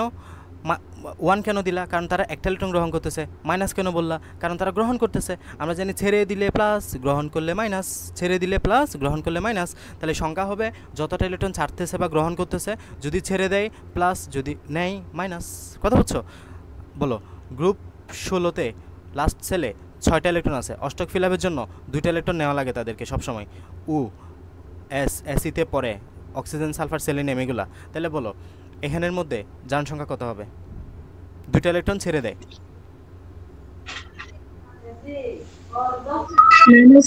-2। যেহেতু 2টা ইলেকট্রন ছেড়ে দেয় তাই 2, যেহেতু ছেড়ে দেয় তা মাইনাস। খুবই সহজ হিসাব, কথা বুঝছো? তাহলে আমাকে এখন একটু বলো তো, কার কার মুখস্থ হয়ে গেছে গ্রুপ 1 এর জারণ সংখ্যা কত? +1। গ্রুপ 2 এর? +2। গ্রুপ 13 এর? +3। গ্রুপ 17 এর? -1। গ্রুপ 16 এর? -2। গ্রুপ 15 এর যদি বলি কত বলবা? -3, কারণ 3টা ইলেকট্রন গ্রহণ করবে, ঠিক আছে? আচ্ছা, রুদ্র বলো, আমি যা যা বললাম সব বলো। গ্রুপ 1 এর কত হবে, 2 এর কত হবে? গ্রুপ 1 এর হবে +1, হুম গ্রুপ 2 এর হবে +2, হুম গ্রুপ 13 এর হবে 3, হুম গ্রুপ 16 এর হবে -2, -2, 17 এর হবে -1, -1, গুড। 15 হবে 15 গ্রুপ হবে 15 -3, হবে গুড। 3। ওকে, বুঝছো? ঠিক আছে, এতটুকু বুঝে গেছো মানে তোমরা জারণ বিজারণ নিয়ে মোটামুটি অনেক পণ্ডিত হয়ে গেছো এখন, মোটামুটি অনেক কিছুই পারবা জারণ বিজারণ নিয়ে। হ্যাঁ, জারণ সংখ্যা বুঝে গেছো মানে অনেক কিছুই পারবা। আচ্ছা, একক পরমাণু সোডিয়াম, ম্যাগনেসিয়াম, এই যে এখন আসো, আমরা তো জারণ বিজারণ শিখছি, এগুলো জারণ সংখ্যা। যদি তোমাকে একক পরমাণুর জারণ সংখ্যা বের করতে বলে তাহলে চোখ বন্ধ করে শূন্য বলে দিবা। যদি বলা হয় সোডিয়াম এককভাবে আছে, দেখো সোডিয়াম এককভাবে আছে, সোডিয়াম কারোর সাথে যুক্ত নাই। হ্যাঁ, সোডিয়াম ক্লোরাইডে থাকা সোডিয়াম এক কথা, সোডিয়াম সিঙ্গেল এককভাবে থাকা আরেক কথা। এই যে সোডিয়াম এককভাবে থাকলে তার জারণ সংখ্যা কত? 0। ম্যাগনেসিয়াম এককভাবে থাকলে জারণ সংখ্যা কত? 0। Iron 0, hydrogen 0, oxygen 0, nitrogen 0, chlorine 0, bromine 0। এককভাবে কোনো জারণ সংখ্যা থাকলেই সেটা 0। এককভাবে কোনো মৌলের জারণ সংখ্যা মানেই 0। কথা বোঝা গেছে? একদম চোখ বন্ধ করে।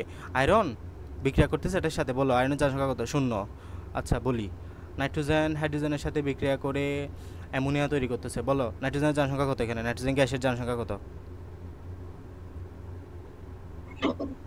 শূন্য শূন্য, কারণ এককভাবে আছে, এই যে মুক্ত মৌল, একক পরমাণু বা একক তোমার যৌগ, তাহলে এই হাইড্রোজেন শূন্য। অ্যামোনিয়ার মধ্যে পুরো জারণ সংখ্যা শূন্য, তবে নাইট্রোজেনের মধ্যে আলাদা আছে, যৌগের মধ্যে যেহেতু এখন ঢুকে যাচ্ছি, নাইট্রোজেনের জন্য আলাদা পাবা আর হাইড্রোজেনের জন্য আলাদা পাবা, ঠিক আছে? এগুলো আমরা পরে আলোচনা করতেছি। আচ্ছা, এখন আসো ফেরাস সালফেটের মধ্যে আছে। ফেরাস সালফেটের পুরো জারণ সংখ্যা শূন্য, হ্যাঁ, এই যে এই সালফেটে এই পুরো জারণ সংখ্যা কত? শূন্য। কিন্তু ভিতরে আসো, ভিতরের মধ্যে আয়রনের জারণ সংখ্যা কত? আয়রনের জারণ সংখ্যা হচ্ছে যে +2, কারণ আয়রন 2টা ইলেকট্রন ছেড়ে দিবে। আর সালফার জারণ সংখ্যা হচ্ছে -2। এগুলো মুখস্থ হয়ে যাবে আস্তে আস্তে তোমাদের, এগুলো ইতিমধ্যে পড়ে আসছো। আয়রনের যোজনী 2 না, এক্ষেত্রে 2 হয়েছে না, এই জন্য 2 +2। আর সালফার SO4 2- মনে আছে? SO4 যৌগমূলকগুলো তোমাদেরকে মুখস্থ করাইছিলাম, SO4 2-, তাহলে SO4 2- এখানে -2, তাহলে আয়রনের জারণ সংখ্যা +2। আর এখানে আয়রন, আর যদি বলা হয় আয়রন একটা ধাতু, এই আয়রন একা আছে মুক্ত, তাহলে বলো জারণ সংখ্যা কত এখানে? শূন্য। যদি যোগের মধ্যে থাকে তাহলে তুমি ক্যালকুলেশনে যাবা, আর যদি একা পাও, মানে কাউরে একা পাইলেই শূন্য, চোখ বন্ধ করে শূন্য। কাউরে যদি তুমি একা পাও তাহলে চোখ বন্ধ করে, আর এদিকে দিক গ্রুপ 1 গ্রুপ 17 কিচ্ছু মনে রাখা আনার দরকার নাই, চোখ বন্ধ করে শূন্য বসাই দিবা, বুঝছো কথা? তাহলে এদিকে এখানে বলে +2, আর যদি বলা হয় আয়রন ধাতুতে, মানে যদি আয়রন একা থাকে তাহলে ওই যে জারণ সংখ্যা শূন্য, বুঝছো কথা? আর HCl এ ক্লোরিনের জারণ সংখ্যা -1, এই যে ক্লোরিনের জারণ সংখ্যা -1, যেহেতু হাইড্রোজেন +1, একটা যদি প্লাস হয় ওটা মাইনাস হয়ে যাবে। আর ক্লোরিন অণুতে বললে শূন্য, ক্লোরিন যদি একা থাকে তাহলে শূন্য, আর এরকম যোগের মধ্যে পাইলে তাকে তুমি জারণ সংখ্যা বের করতে পারবা। চার্ট দেওয়া আছে একটা, চোখ বন্ধ করে, মানে চোখ খোলা রেখে তো মুখস্থ করতে হবে অবশ্য, এমনভাবে পড়বা যাতে তুমি টুটস্থ মুখস্থ কণ্ঠস্থ অন্তস্থ হয়ে যায়। এই চার্ট থেকে তোমাদের SSC-তে আসবে মিনিমাম 1 থেকে 2টা কোয়েশ্চেন, HSC-তে আসবে তোমার মিনিমাম 1 থেকে 2টা কোয়েশ্চেন, মেডিকেল অ্যাডমিশন টেস্ট বলো, ভার্সিটি অ্যাডমিশন টেস্ট বলো, ওখানেও 1 থেকে 1টা কোয়েশ্চেন এসে থাকে প্রায় সময়। মেডিকেলে অনেকবার আসছে এখান থেকে কোয়েশ্চেন, এই যে এই 3টা থেকে আসে বারবার। আমি যে বছর দিয়েছিলাম এই বছর এখান থেকে এরকম একটা আসছিল, আমি মেডিকেলের কথা বলতেছি। আর SSC HSC-তে তো আসেই বারবার। সো এই চার্টটা খুব সুন্দর মতো করে মুখস্থ করবা সবাই, হ্যাঁ? আমি বলি, তোমরা ইতিমধ্যে অনেক কিছু জেনে গেছো এই চার্টের। দেখো, মনে আছে গ্রুপ 1-এর নাম, অপর নাম কি? গ্রুপ 1-এর অপর নাম হচ্ছে যে তোমার, ওখানে কারেন্ট চলে গেছে মনে হয় না রুদ্র? জি, আমি মোবাইল থেকে হটস্পট নিয়ে আচ্ছা আচ্ছা, ওকে, শেষ করে দিই এটা, ওরা রেকর্ড করবে, সমস্যা নাই। গ্রুপ 1-এর অপর নাম হচ্ছে যে আমরা ধাতু। গ্রুপ 1-এর অপর নাম কি? গ্রুপ 1-এর অপর নাম হচ্ছে যে ধাতু, হ্যাঁ? গ্রুপ 1-এর মৌলগুলো ধাতু। ধাতুর সময় জারণ সংখ্যা হচ্ছে যে +1, ধাতুর সময় জারণ সংখ্যা +1। আর এই যে আমরা ধনাত্মক, হ্যাঁ, ধাতুসমূহ যেহেতু ইলেকট্রন দান করে, ধাতুসমূহ যেহেতু ইলেকট্রন দান করে, সুতরাং ধনাত্মক আমরা জানি। ধাতু মানে কি? যারা ইলেকট্রন দান করে। অধাতু মানে কি? যারা ইলেকট্রন গ্রহণ করে। তো ইলেকট্রন গ্রহণ করলে ঋণাত্মক, তাহলে ধাতু মানে যারা ইলেকট্রন দান করে, দান করলে আমরা জানি জারণ সংখ্যা ধনাত্মক হয়, মানে পজিটিভ হয়। আর অধাতুসমূহ ইলেকট্রন গ্রহণ করে, গ্রহণ করলে কি হবে? নেগেটিভ হবে, ঋণাত্মক হবে। এই যে এখানে দেখাইছে সোডিয়াম ক্লোরাইড +1, ক্লোরিন -, ইতিমধ্যে পড়লাম। নিরপেক্ষ, এই যে একক মৌল যাকে পাবা, মুক্ত মৌল, একক নিরপেক্ষ, শূন্য, চোখ বন্ধ করে শূন্য। নিরপেক্ষ, মোট জারণ সংখ্যা শূন্য। এই যে টোটাল পানিতে মোট জারণ সংখ্যা হিসাব করতে বললে সেটা কত বলবা? পানিতে যদি মোট জারণ সংখ্যা হিসাব করতে বলে সেটা বলবা যে শূন্য। এই যে হাইড্রোজেন, আর এখানে যদি আলাদাভাবে বলে তুমি যোগের মধ্যে ঢুকে যাও তাহলে হচ্ছে আলাদা আলাদাভাবে বলবা হাইড্রোজেন +1 অক্সিজেন -2, মোট সংখ্যা কিন্তু শূন্য।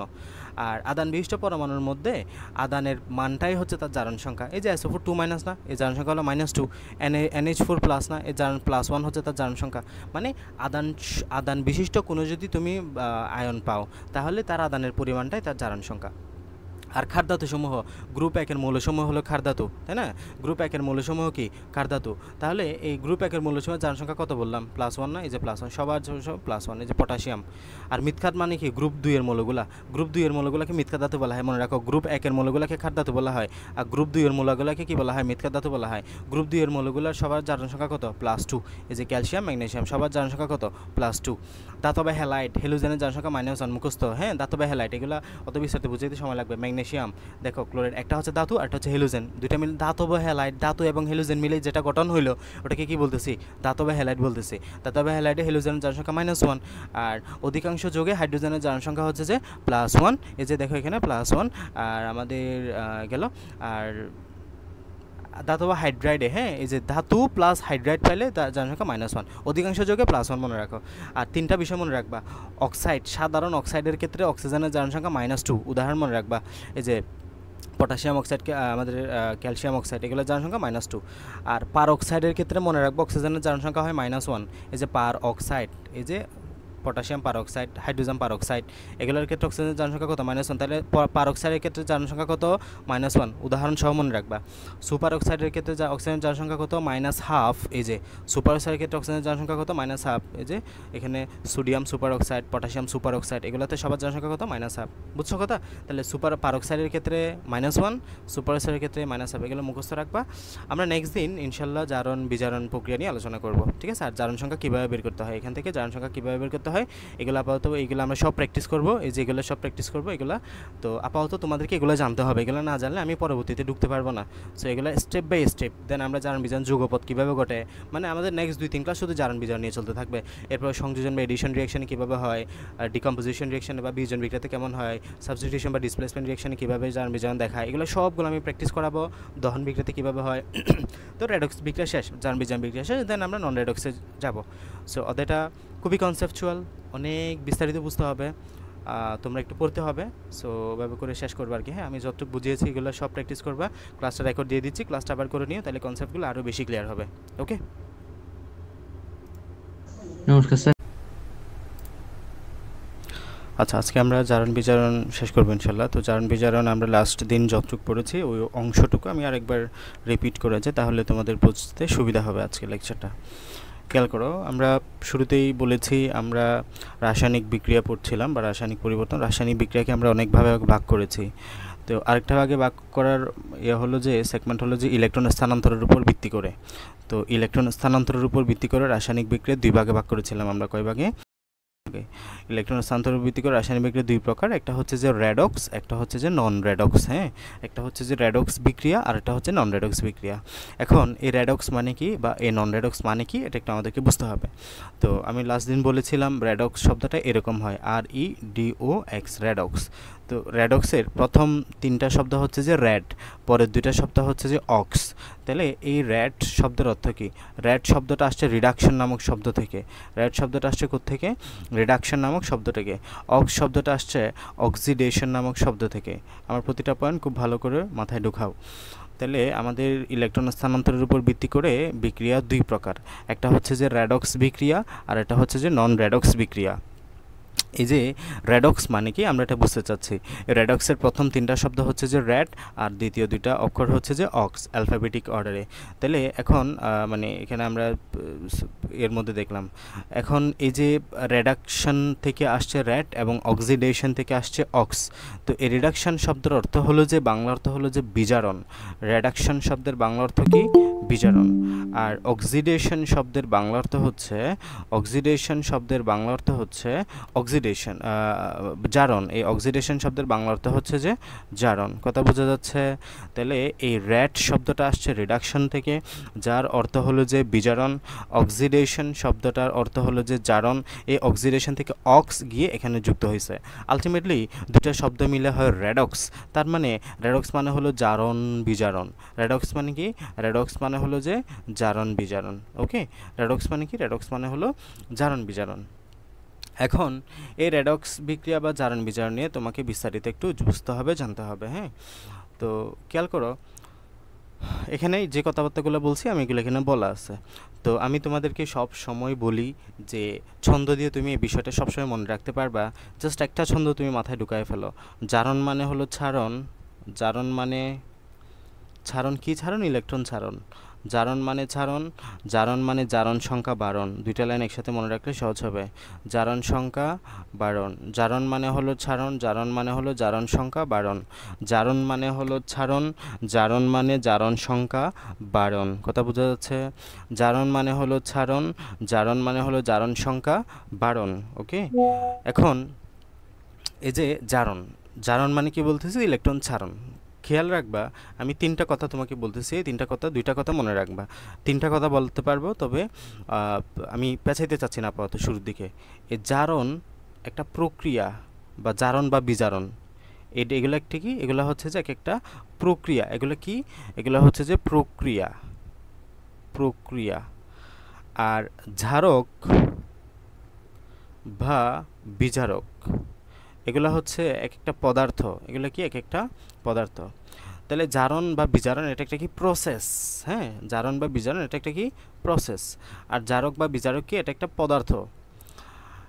মনে রাখবা বিজারকসমূহ জারণ প্রক্রিয়া সম্পন্ন করবে, জারকসমূহ বিজারণ প্রক্রিয়া সম্পন্ন করবে, ঠিক উল্টা।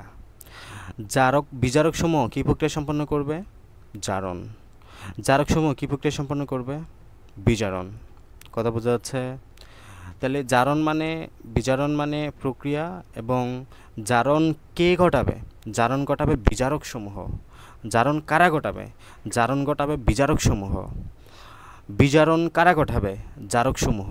ঠিক উল্টা, নামের দিক ধরতে গেলে ঠিক উল্টা বিষয়টা। জারণ ঘটাবে কারা? যারা বিজারক। বিজারণ ঘটাবে কারা? যারা জারক। জারণ ঘটাবে কারা? যারা বিজারক। বিজারণ ঘটাবে কারা? যারা জারক। তাহলে বলো, জারণ মানে হলো চারণ। জারণ মানে হলো জারণ সংখ্যা বারণ। তাহলে কে ইলেকট্রন ছাড়ে? বিজারক ইলেকট্রন ছাড়ে। বিজারক ইলেকট্রন ছাড়ে। জারণ মানে ছাড়ন, মানে ইলেকট্রন ছাড়ন মূলত। তাহলে বিজারক ইলেকট্রন ছাড়ে আর জারক ইলেকট্রন গ্রহণ করে। তার মানে কোনো পদার্থের মধ্যে আমরা যখন দেখব কেউ ইলেকট্রন ছাড়তেছে, তার মানে যে জারণ ঘটাচ্ছে সে হলো বিজারক, আর যে ইলেকট্রন গ্রহণ করতেছে সে হলো জারক। কথা বুঝতেছ? তাহলে জারণ মানে হলো ছাড়ন, জারণ যে ঘটাবে তার নাম হলো বিজারক, আর বিজারণ যে ঘটাবে তার নাম হলো যে জারক। উল্টা পদার্থ, উল্টা কথা, ঠিক। তাহলে আসো, জারণ বিজারণ বিক্রিয়ায় যে বিক্রিয়কটি ইলেকট্রন ত্যাগ করে, এই যে ত্যাগ করার কথাটা আসছে তাকে বিজারক পদার্থ বলা হয়। এই যে ইলেকট্রন ত্যাগ করাকে কি বলতেছি? জারণ মানে ছাড়ন, তার মানে জারণ। তো জারণ যে ঘটাবে তার নাম বিজারক। এই যে এখানেই তো এটা বললাম, যে জারণ ঘটাবে তার নাম বিজারক, যে ইলেকট্রন ত্যাগ করে তাকে বিজারক, আর যে বিক্রিয়কটি ইলেকট্রন গ্রহণ করে তাকে জারক। তাহলে ইলেকট্রন গ্রহণ করা মানে কি? ইলেকট্রন ছাড়া মানে যদি জারণ হয়, ইলেকট্রন গ্রহণ করা মানে হলো বিজারণ। বিজারণ। তাহলে এই বিজারণ কে ঘটাবে? জারক পদার্থ ঘটাবে। কথা বুঝছো? এই যে আমরা একটু উদাহরণ দিই, খেয়াল করো। ধরো সোডিয়াম একটা ইলেকট্রন ত্যাগ করলো, সোডিয়াম একটা ইলেকট্রন ত্যাগ করে সে সোডিয়াম প্লাস আয়নে পরিণত হলো, ঠিক আছে? তাহলে বলো, সোডিয়াম এখানে কোন প্রক্রিয়া সম্পন্ন করতেছে? এখানে কোন প্রক্রিয়া সম্পন্ন হচ্ছে বলো, তাড়াতাড়ি উত্তর দিবা, ফার্স্ট। সোডিয়াম। সোডিয়াম এখানে কোন প্রক্রিয়াটা সম্পন্ন করছে, যে জারণ নাকি বিজারণ? বিজারণ। এই লাইনটা 5 বার পড়ো। জারণ মানে ছাড়ন, জারণ মানে ছাড়ন, জারণ মানে ছাড়ন, পড়ো, আমি শুনতে চাচ্ছি 5 বার। জারণ মানে চারণ, জারণ সংখ্যা বারণ। হ্যাঁ। জারণ মানে চারণ, জারণ সংখ্যা বারণ। জারণ মানে চারণ, জারণ সংখ্যা বারণ। জারণ মানে চারণ, জারণ সংখ্যা বারণ। আবার। জারণ মানে চারণ, জারণ সংখ্যা বারণ। এখানে ইলেকট্রন কি হয়েছে? চারছে না গ্রহণ করছে? চারছে। চারছে, তার মানে প্রক্রিয়াটার নাম কি হবে বলো? জারণ। তাহলে এটা হচ্ছে জারণ বিক্রিয়া। এটার নাম কি? জারণ বিক্রিয়া। জারণ কে ঘটাইলো? সোডিয়াম ইলেকট্রন ছাড়ছে না, যে ছাড়ছে ওটার নাম দিবা যে বিজারক। তাহলে এটার নাম কি? বিজারক। এখন ক্লোরিন ওই একটা ইলেকট্রন আবার গ্রহণ করছে এবং ক্লোরিন মাইনাসে পরিণত হয়েছে। আমাকে আরেকজন বলো, এখানে কোন প্রক্রিয়া সম্পন্ন হয়েছে?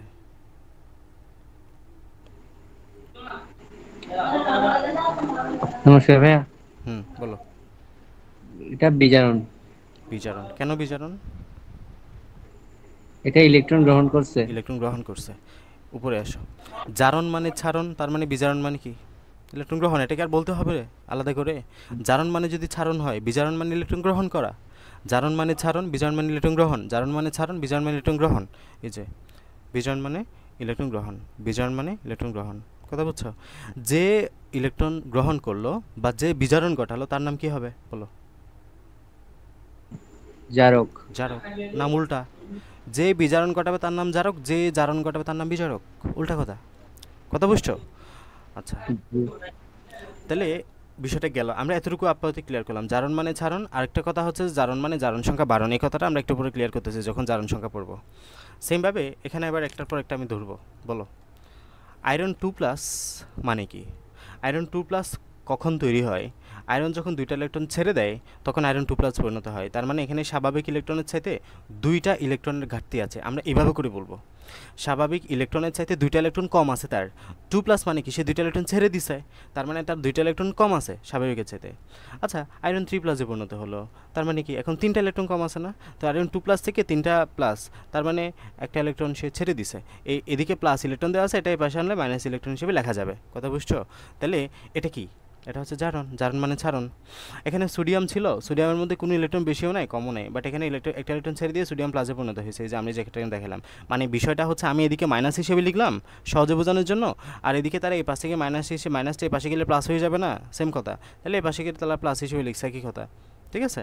তাহলে আয়রন 2+ মানে এখানে দুইটা ইলেকট্রনের ঘাটতি, আয়রন 3+ পরিণত হলো, তার মানে তিনটা ইলেকট্রন ঘাটতিতে পরিণত হলো, তার মানে আরও একটা ইলেকট্রন সে দান করে দিছে, এই যে একটা ইলেকট্রন দান করছে সে, এই জন্য এটা জারণ প্রক্রিয়া। তাহলে জারণ মানে ছাড়ন, ইলেকট্রন ছেড়ে দিছে। এই সোডিয়াম শূন্য, শূন্য মানে হলো ইলেকট্রন বেশিও নাই ইলেকট্রন কমও নাই, বাট সোডিয়াম প্লাস মানে হলো একটা ইলেকট্রন কম আছে, তার মানে ছেড়ে দিছে, এই যে জারণ প্রক্রিয়া। কথা বুঝছো? এখন আসে নিচে, এই যে ক্লোরিন শূন্য, তার কাছে একটা ইলেকট্রন গ্রহণ করছে, মানে এই বিষয়টা এভাবে তুমি মনে রাখতে পারো। জারণের ক্ষেত্রে, উৎপাদের ক্ষেত্রে ইলেকট্রনটা প্লাস আকারে লিখতেছে তারা, আর বিজারণের ক্ষেত্রে, বিক্রিয়কের ক্ষেত্রে তারা প্লাস আকারে লিখতেছে ইলেকট্রনটাকে। কথা বুঝছো? তাহলে দেখো, এই যে এখানে ক্লোরিনটা শূন্য ছিল, ক্লোরিন শূন্য, কোনো ইলেকট্রন বেশিও নাই কমও নেই, বাট ক্লোরিনটা এখন একটা ইলেকট্রন গ্রহণ করছে, একটা ইলেকট্রন গ্রহণ করে ক্লোরিন মাইনাসে পরিণত হয়ে গেছে। তাই ইলেকট্রন গ্রহণ করছে না, দেখতে পাচ্ছি প্লাস ইলেকট্রন সুন্দর মতো দেওয়া আছে। তো ইলেকট্রন ছাড়লে জারণ মানে ছাড়ন, তার মানে জারণ যদি ছাড়ন হয়, বিজারণ হবে ইলেকট্রন গ্রহণ, এই যে বিজারণ মানে ইলেকট্রন গ্রহণ, এই যে কপার 2+ একটা ইলেকট্রন গ্রহণ করে কপার প্লাসে পরিণত হয়েছে, বিজারণ মানে ইলেকট্রন গ্রহণ, বিজারণ করছে, এটা হচ্ছে জারণ বিজারণ। কথা বুঝছো? তার মানে জারণ মানে হলো ইলেকট্রন ছাড়বে, বিজারণ মানে হলো ইলেকট্রন গ্রহণ করবে। এটা হচ্ছে একটা প্রসেস, একটা প্রক্রিয়া। যে প্রক্রিয়া ইলেকট্রন ছাড়বে সেটাকে আমরা জারণ বলবো, যে প্রক্রিয়া ইলেকট্রন গ্রহণ করবে তাকে আমরা বিজারণ বলবো। এবং এই জারণ ঘটাবে হলো বিজারক পদার্থসমূহ যারা ইলেকট্রনটা ছেড়ে দিবে, আর বিজারণ ঘটাবে হলো জারক পদার্থসমূহ যারা আর বিজারণ ঘটাবে জারক পদার্থসমূহ যারা ইলেকট্রন গ্রহণ করবে। ওকে, আর এখানে আরেকটা কথা একসাথে আমি বলে দিই, জারণ বিজারকসমূহ জারণ প্রক্রিয়ায় জারিত হয় আলটিমেটলি। হ্যাঁ, এটা তোমার অবস্থা, জারিত অবস্থা, বিজারিত অবস্থা, আমি এতটুকুতে যাচ্ছি না আপাতত, তোমার মাথা গোলায় ফেলবো। দুইটা কথা মাথায় রাখো, জারণ মানে ছাড়ন, কারা ছাড়বে? বিজারক সমূহ ছাড়বে। বিজারণ মানে ইলেকট্রন গ্রহণ, কারা গ্রহণ করবে? জারক সমূহ গ্রহণ করবে। ঠিক আছে? আচ্ছা, এরপর আসো জারণ সংখ্যা বিষয়টা কি। এই যে তুমি এখানে বলতেছো না কতগুলো ইলেকট্রন সে গ্রহণ করলো, কতগুলো ইলেকট্রন সে দান করলো, ঠিক আছে? কোনো অণু বা যৌগমূলকের মধ্যে অবস্থিত পরমাণুগুলোর কোনোটি ইলেকট্রন ছেড়ে দেওয়ার, আবার কোনোটি ইলেকট্রন গ্রহণ করার প্রবণতা দেখায়। অণু বা যৌগমূলকের মধ্যে অবস্থিত কোনো পরমাণু ইলেকট্রন ছাড়ার প্রবণতাকে ধনাত্মক চিহ্ন দিয়ে একটি সংখ্যা দিয়ে, আর কোনো পরমাণু ইলেকট্রন গ্রহণ করার প্রবণতাকে ঋণাত্মক চিহ্ন দিয়ে একটি সংখ্যাকে প্রকাশ করা হয়। অণু বা পরমাণুর মধ্যে অবস্থিত কোনো পরমাণুর এই ধনাত্মক বা ঋণাত্মক চিহ্নযুক্ত সংখ্যাকেই তার জারণ সংখ্যা বা অক্সিডেশন নাম্বার বলা হয়। তাহলে এখানে দেখো, তুমি এক কথায় জারণ সংখ্যাতে তোমাকে চিহ্ন ব্যবহার করতে হবে। তুমি যদি ইলেকট্রন ছেড়ে দাও, তুমি যদি ইলেকট্রন ছেড়ে দাও তাহলে তুমি পজিটিভ লিখবা, তুমি যদি ইলেকট্রন গ্রহণ করো তাহলে তুমি নেগেটিভ লিখবা। কথা বুঝছো? তাহলে এখানে দেখো, এই যে ইলেকট্রন ছাড়ার প্রবণতাকে ধনাত্মক চিহ্নযুক্ত, যে তাহলে ইলেকট্রন ছাড়লে ধনাত্মক যুক্ত, মানে আমরা যেভাবে এখানে লিখি আর কি, যে সোডিয়াম একটা ইলেকট্রন ত্যাগ করে সোডিয়াম প্লাস আয়নে পরিণত হলো না, এই +1টাই হলো তার জারণ সংখ্যা। এই ক্লোরিন একটা ইলেকট্রন গ্রহণ করে ক্লোরিন মাইনাসে পরিণত হলো না, এই যে -1টাই হলো তার ইলেকট্রন সংখ্যা। এই যে ক্যালসিয়াম দুইটা ইলেকট্রন ছেড়ে ক্যালসিয়াম 2+ পরিণত হবে না অষ্টক ফিলাপের জন্য, তাহলে এই 2+টা হচ্ছে তার জারণ সংখ্যা। এই যে ধরো আমাদের কই আছে অক্সিজেন দুইটা ইলেকট্রন গ্রহণ করে অক্সিজেন 2- পরিণত হবে না, এই -2 হচ্ছে তার জারণ সংখ্যা। মানে এক কথায় হলো চিহ্ন সহ লিখবা, যে যতগুলো ইলেকট্রন হয় ত্যাগ করতেছে না হয় বর্জন করতেছে, ওই সংখ্যাটাকে আমরা বলতেছি জারণ সংখ্যা। ঠিক আছে? অনেকটা যোজনীর মতো, বাট যোজনীতে পার্থক্য হলো, যোজনী এবং জারণ সংখ্যার মধ্যে একটাই পার্থক্য, সেটা হচ্ছে যে যোজনীতে আমরা চিহ্ন লিখি না, যোজনীতে আমরা কোনো চিহ্ন লিখি না, বাট জারণ সংখ্যাতে তোমাকে চিহ্নটা ডিফাইন করতে হবে, চিহ্নটা স্পেসিফিক করতে হবে। ঠিক আছে? আরেকটা হলো যে ফেরাস সালফেট অণুতে আয়রনের জারণ সংখ্যা +2 এবং আয়রনের এটা হচ্ছে যে মুক্ত মূল্য, হ্যাঁ। মুক্ত মূল্য বা একক পরমাণু দিয়ে যেসব অণু গঠিত হয় তাদের জারণ সংখ্যা 0 হয়। একক পরমাণু দিয়ে গঠিত অণু যেমন এই যে অক্সিজেন, মানে একক পরমাণু যারাই পাবা তার জারণ সংখ্যা সবসময় 0, এটা মুখস্থ করে ফেলো। একক পরমাণু যারাই পাবা তার জারণ সংখ্যা সবসময় কি 0। এই যে hydrogen, oxygen, nitrogen, chlorine, bromine এদের সবার জারণ সংখ্যা হচ্ছে যে 0। আর এখানে আমরা যৌগের মধ্যে যখন পাবো তখন আমরা এটা বের করা শিখতেছি একটু পরে। তো কিন্তু মোট জারণ সংখ্যা কিন্তু 0, এখানে মোট জারণ সংখ্যা কেমন 0, ঠিক আছে। এই যে এখানে দেখো, এখানে আরেকটা বিষয় বলতেছে, আয়রন ধাতু যদি তুমি আলাদা করে নাও, ধরো আয়রন লোহা, এটা যদি আলাদাভাবে মানে বের করো বা যদি জিজ্ঞেস করো যে আয়রনের যোজনী কত, ইউ হ্যাভ টু টেল 0। যদি এককভাবে কাউরেই পাও তার জারণ সংখ্যা সবসময় 0 বলে দিবা। আর যদি একটা যৌগের মধ্যে পাইছে আয়রনকে, তখন তোমাকে বের করতে হবে এটা আয়রন 2 প্লাস, এখানে আছে 2 মাইনাস 2, হ্যাঁ। একটা বের করতে পারলে অপরটা বলা যায়। আচ্ছা, এখন আসলে জারণ সংখ্যা আমরা কীভাবে বের করবো বা মুখস্থ রাখবো। এই যে এই চারটা তোমাদেরকে আমি নেক্সট দিন মুখস্থ করতে বলছিলাম, একদম টোটস্থ মুখস্থ রাখতে হবে এই চারটা তোমাকে বিস্তারিত বোঝার জন্য। এবং তুমি যদি এই চারটা মুখস্থ রাখো তোমার জারণ সংখ্যা অনেক ক্লিয়ার হয়ে যাবে, একদম সহজ হয়ে যাবে। তো আমরা দেখো, ধাতুসমূহ, ধাতু মানে কি, ধাতুর আধুনিক সংজ্ঞা কি? ধাতু মানে হলো যারা ইলেকট্রন দান করে, যারা ইলেকট্রন দান করে তাদেরকে আমরা ধাতু বলি। অধাতু মানে হলো যারা ইলেকট্রন গ্রহণ করে তাদেরকে আমরা অধাতু বলি। তাহলে ধাতু কারা? ধাতু মানে হলো যারা ইলেকট্রন দান করে। অধাতু কারা? যারা ইলেকট্রন গ্রহণ করে। যারা ইলেকট্রন কি করে? যারা ইলেকট্রন গ্রহণ করে। তাহলে ধাতু কারা? ধাতু হচ্ছে যারা ইলেকট্রন দান করে। আর অধাতু কারা? অধাতু মানে যারা ইলেকট্রন গ্রহণ করে। তাহলে ইলেকট্রন দান করলে এই যে ধনাত্মক, ইলেকট্রন গ্রহণ করলে এই যে ঋণাত্মক, কথা বুঝছো? ইলেকট্রন দান করলে ধনাত্মক, ইলেকট্রন গ্রহণ করলে ঋণাত্মক। এই যে দেখো, সোডিয়াম ইলেকট্রন দান করছে না তাই +1, ক্লোরিন ইলেকট্রন গ্রহণ করছে না তাই -1। এরপরে তাহলে ধাতুসমূহ জারণ সংখ্যা সবসময় ধনাত্মক হবে, অধাতুসমূহ জারণ সংখ্যা সবসময় ঋণাত্মক হবে। ধাতুসমূহ কারা আছে? এই যে গ্রুপ 1, গ্রুপ 2, গ্রুপ 13, এগুলো সব কি ধাতুসমূহ বোঝাচ্ছে। আর অধাতুসমূহ আমরা যতই পাশে যাব, ক্লোরিন 17, গ্রুপ 17 এর মৌলসমূহ, এরপর গ্রুপ 16 এর মৌলসমূহ, এগুলো সব অধাতু ম্যাক্সিমাম। সো এই ক্ষেত্রে আমরা এগুলোর মধ্যে অধাতুসমূহের মধ্যে চিহ্ন দিয়ে পাবো। আর এটা সবসময় মনে রাখবা, নিরপেক্ষ পরমাণু মুক্ত মূলের জারণ সংখ্যা সবসময় 0। তখন যদি বলা হয় আয়রনের জারণ সংখ্যা কত? 0। হাইড্রোজেনের জারণ সংখ্যা কত? 0। ক্লোরিনের জারণ সংখ্যা কত? 0। শুধু ক্লোরিনের জারণ সংখ্যা কত? 0। মানে একা দেখলেই 0, এক কথায়, হ্যাঁ। একা যাকে পাবা, মুক্ত মূল্য যাকে পাবা, নিরপেক্ষ মূল্য যাকে পাবা, তার জারণ সংখ্যা কত? 0। আর নিরপেক্ষ যৌগে মোট জারণ সংখ্যা কিন্তু 0 হয়। এই যে দেখো পানি, তোমাকে যদি জিজ্ঞেস করা হয় পানির মোট জারণ সংখ্যা কত, তোমার আনসার হবে 0। তোমার আনসার হবে কত? 0। এখানে কি পানির উপরে -2 বা কোনো আয়ন দেখতে পাচ্ছ? কোনো আয়ন বা এরকম কিছু দেখতে পাচ্ছ না। সো আলটিমেটলি কী হবে? 0 হবে। আর এই যে এটা, তাহলে বলো সালফিউরিক অ্যাসিডের মোট জারণ সংখ্যা কত?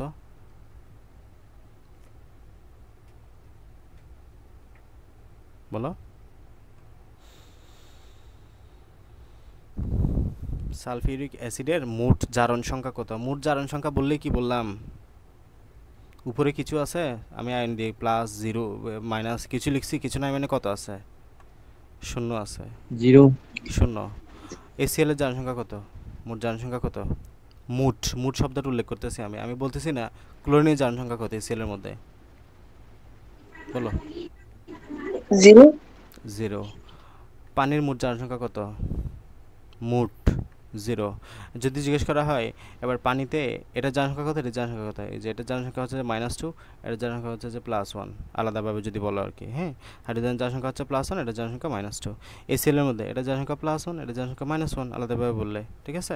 মানে একটা প্লাস হয়, ওটা মাইনাস হয়, এটা সবসময় মনে রাখো। নিরপেক্ষ যৌগে তাহলে জারণ সংখ্যা 0 হয়। এরপরে হচ্ছে যে আদান বিশিষ্ট পরমাণুতে মোট জারণ সংখ্যা আদান সংখ্যার সমান হয়। এই যে SO4 2-, তাহলে উপরে তো -2 দেখতেই পাচ্ছি, জারণ সংখ্যা -2। এই যে NH4+, উপরে তো +1 দেখতেই পাচ্ছি, +1, মানে আদান থাকলে যার যেটা আদানের মান সহ তার জারণ সংখ্যাটা। খাদ্য ধাতুসমূহ গ্রুপ 1 এর মৌলসমূহকে গ্রুপ 1 এর মৌলসমূহকে কি বলা হয়? গ্রুপ 1 এর মৌলসমূহকে বলা হয় যে ক্ষার ধাতু। আমরা জানি গ্রুপ 1 এর মৌলগুলো কি কি আছে? হাই, লিনাকে, রুবি, শেষে ফেলেছে। হাই, লিনাকে, রুবি, শেষে ফেলেছে। এগুলো সব কি? এগুলো সব হচ্ছে যে তোমার কি ক্ষার ধাতু। সো এই ক্ষার ধাতুসমূহ কি? এই ক্ষার ধাতুসমূহ হচ্ছে তোমার যেহেতু তারা গ্রুপ 1 এর অবস্থিত, তাহলে তারা একটা ইলেকট্রন দান করবে না সবসময়। ওই যে একটা ইলেকট্রন দান করলে তাদের জারণ সংখ্যা কত? +1। আর গ্রুপ 2 এর ধাতুসমূহের অপর নাম কি? মিথক্ষার ধাতু, মনে আছে? গ্রুপ 2 এর ধাতুসমূহের অপর নাম কি? মিথক্ষার ধাতু। এই গ্রুপ 2 এর ধাতুসমূহ অষ্টক ফিলাপের জন্য সবসময় 2টা ইলেকট্রন ত্যাগ করবে, সুতরাং তাদের জারণ সংখ্যা কত? +2। ওকে, তাহলে গ্রুপ 1 এর ধাতুসমূহের জন্য +1, গ্রুপ 2 এর ধাতুসমূহের জন্য +2, এটা মনে রাখবা। এরপরে ধাতবে হ্যালাইডে হ্যালোজেনের জনসংখ্যা হচ্ছে যে -1। ধাতবে হ্যালাইডে হ্যালোজেনের জনসংখ্যা কত? -1। ধাতবে হ্যালাইডে হ্যালোজেনের জনসংখ্যা -1। ধাতবে হ্যালাইডে হ্যালোজেনের জনসংখ্যা -1 মনে রাখতে হবে। অধিকাংশ যুগে হাইড্রোজেনের জনসংখ্যা +1। এই যে উদাহরণ মনে রাখবা, এটা ইনফিনিটি স্টার। এই জায়গা থেকে আমি গতকাল বলছি, ভার্সিটি বলো, মেডিকেল বলো, এসএসসি বলো, এইচএসসি বলো, সব জায়গা থেকে এই জায়গা থেকে কোয়েশ্চেন আসে বারবার। আমি যে বছর মেডিকেল পরীক্ষা দিয়েছি এই যে বছর এখান থেকে কোয়েশ্চেন আসছে একটা। এই যে অধিকাংশ যুগে অক্সিজেনের জনসংখ্যা হচ্ছে যে -2, ঠিক আছে? অধিকাংশ যুগে অক্সিজেনের জনসংখ্যা -2, উদাহরণগুলো মনে রাখবা। আর পারক্সাইড অক্সিজেন জনসংখ্যা হচ্ছে -1। পারক্সাইডের উদাহরণগুলো খুব গুরুত্বপূর্ণ। পটাশিয়াম পারক্সাইড, হাইড্রোজেন পারক্সাইড, এটার নাম কি? পটাশিয়াম পারক্সাইড, এটার নাম কি? Hydrogen peroxide. এখানে জনসংখ্যা কত? -1 করে পাবা। আর সুপার অক্সাইডের ক্ষেত্রে জনসংখ্যা -1/2। সুপার অক্সাইডের ক্ষেত্রে এই যে sodium super oxide, potassium super oxide, -1/2। ওকে, সো এই চারটা যে যত ভালো মতো করে মাথায় ঢুকাইতে পারবা তার জন্য জারণ বিজারণ অত বেশি সহজ হবে। ওকে, এখন আসো আমরা কিভাবে জারণ সংখ্যা বের করতে পারি। তোমাকে কোনো একটা যৌগের মধ্যে তোমাকে স্পেসিফিকভাবে কোনো একটা মৌলের স্পেসিফিক জারণ সংখ্যা বের করতে বলছে, তাহলে এই যৌগে এই চার্টের বিষয়ে তোমার স্পেসিফিক ধারণা লাগবে। হ্যাঁ, তাহলে তুমি এটা বের করতে পারবা। দেখো আমি একটা বের করে দেখাচ্ছি। এখানে বলো ক্যামেনোফোর দেওয়া আছে, পটাশিয়াম পারম্যাঙ্গানেট দেওয়া আছে। পটাশিয়াম গ্রুপ একের মূল্য না, খাদ্যাত না, তার মানে জারণ সংখ্যা কত? +1। এটা তো আর বলতে হচ্ছে না। হ্যাঁ, এটা 1। ম্যাঙ্গানিজের বের করতে হবে, তাহলে ম্যাঙ্গানিজকে তুমি x ধরো। ম্যাঙ্গানিজকে কি ধরো? x, তাহলে x লিখো এটাকে। অক্সিজেন কত? অক্সিজেনের ম্যাক্সিমাম জায়গায় জারণ সংখ্যা হবে -2। তাহলে অক্সিজেনের একটার জন্য যদি -2 হয়, আর 4টা অক্সিজেনের জন্য কত হবে? 4 দুগুণে 8 হবে, তার মানে -8 হবে। ঠিক আছে, তো পুরা ক্যামেনোফোর বা পটাশিয়াম পারম্যাঙ্গানেট, এই পটাশিয়াম পারম্যাঙ্গানেট বা ক্যামেনোফোরের পুরা জারণ সংখ্যা কত? মোট জারণ সংখ্যা 0, যেহেতু উপরে কোনো আয়ন নাই। সো এখন তুমি এখানে x এর মানটা বের করলে আনসার হয়ে যাচ্ছে।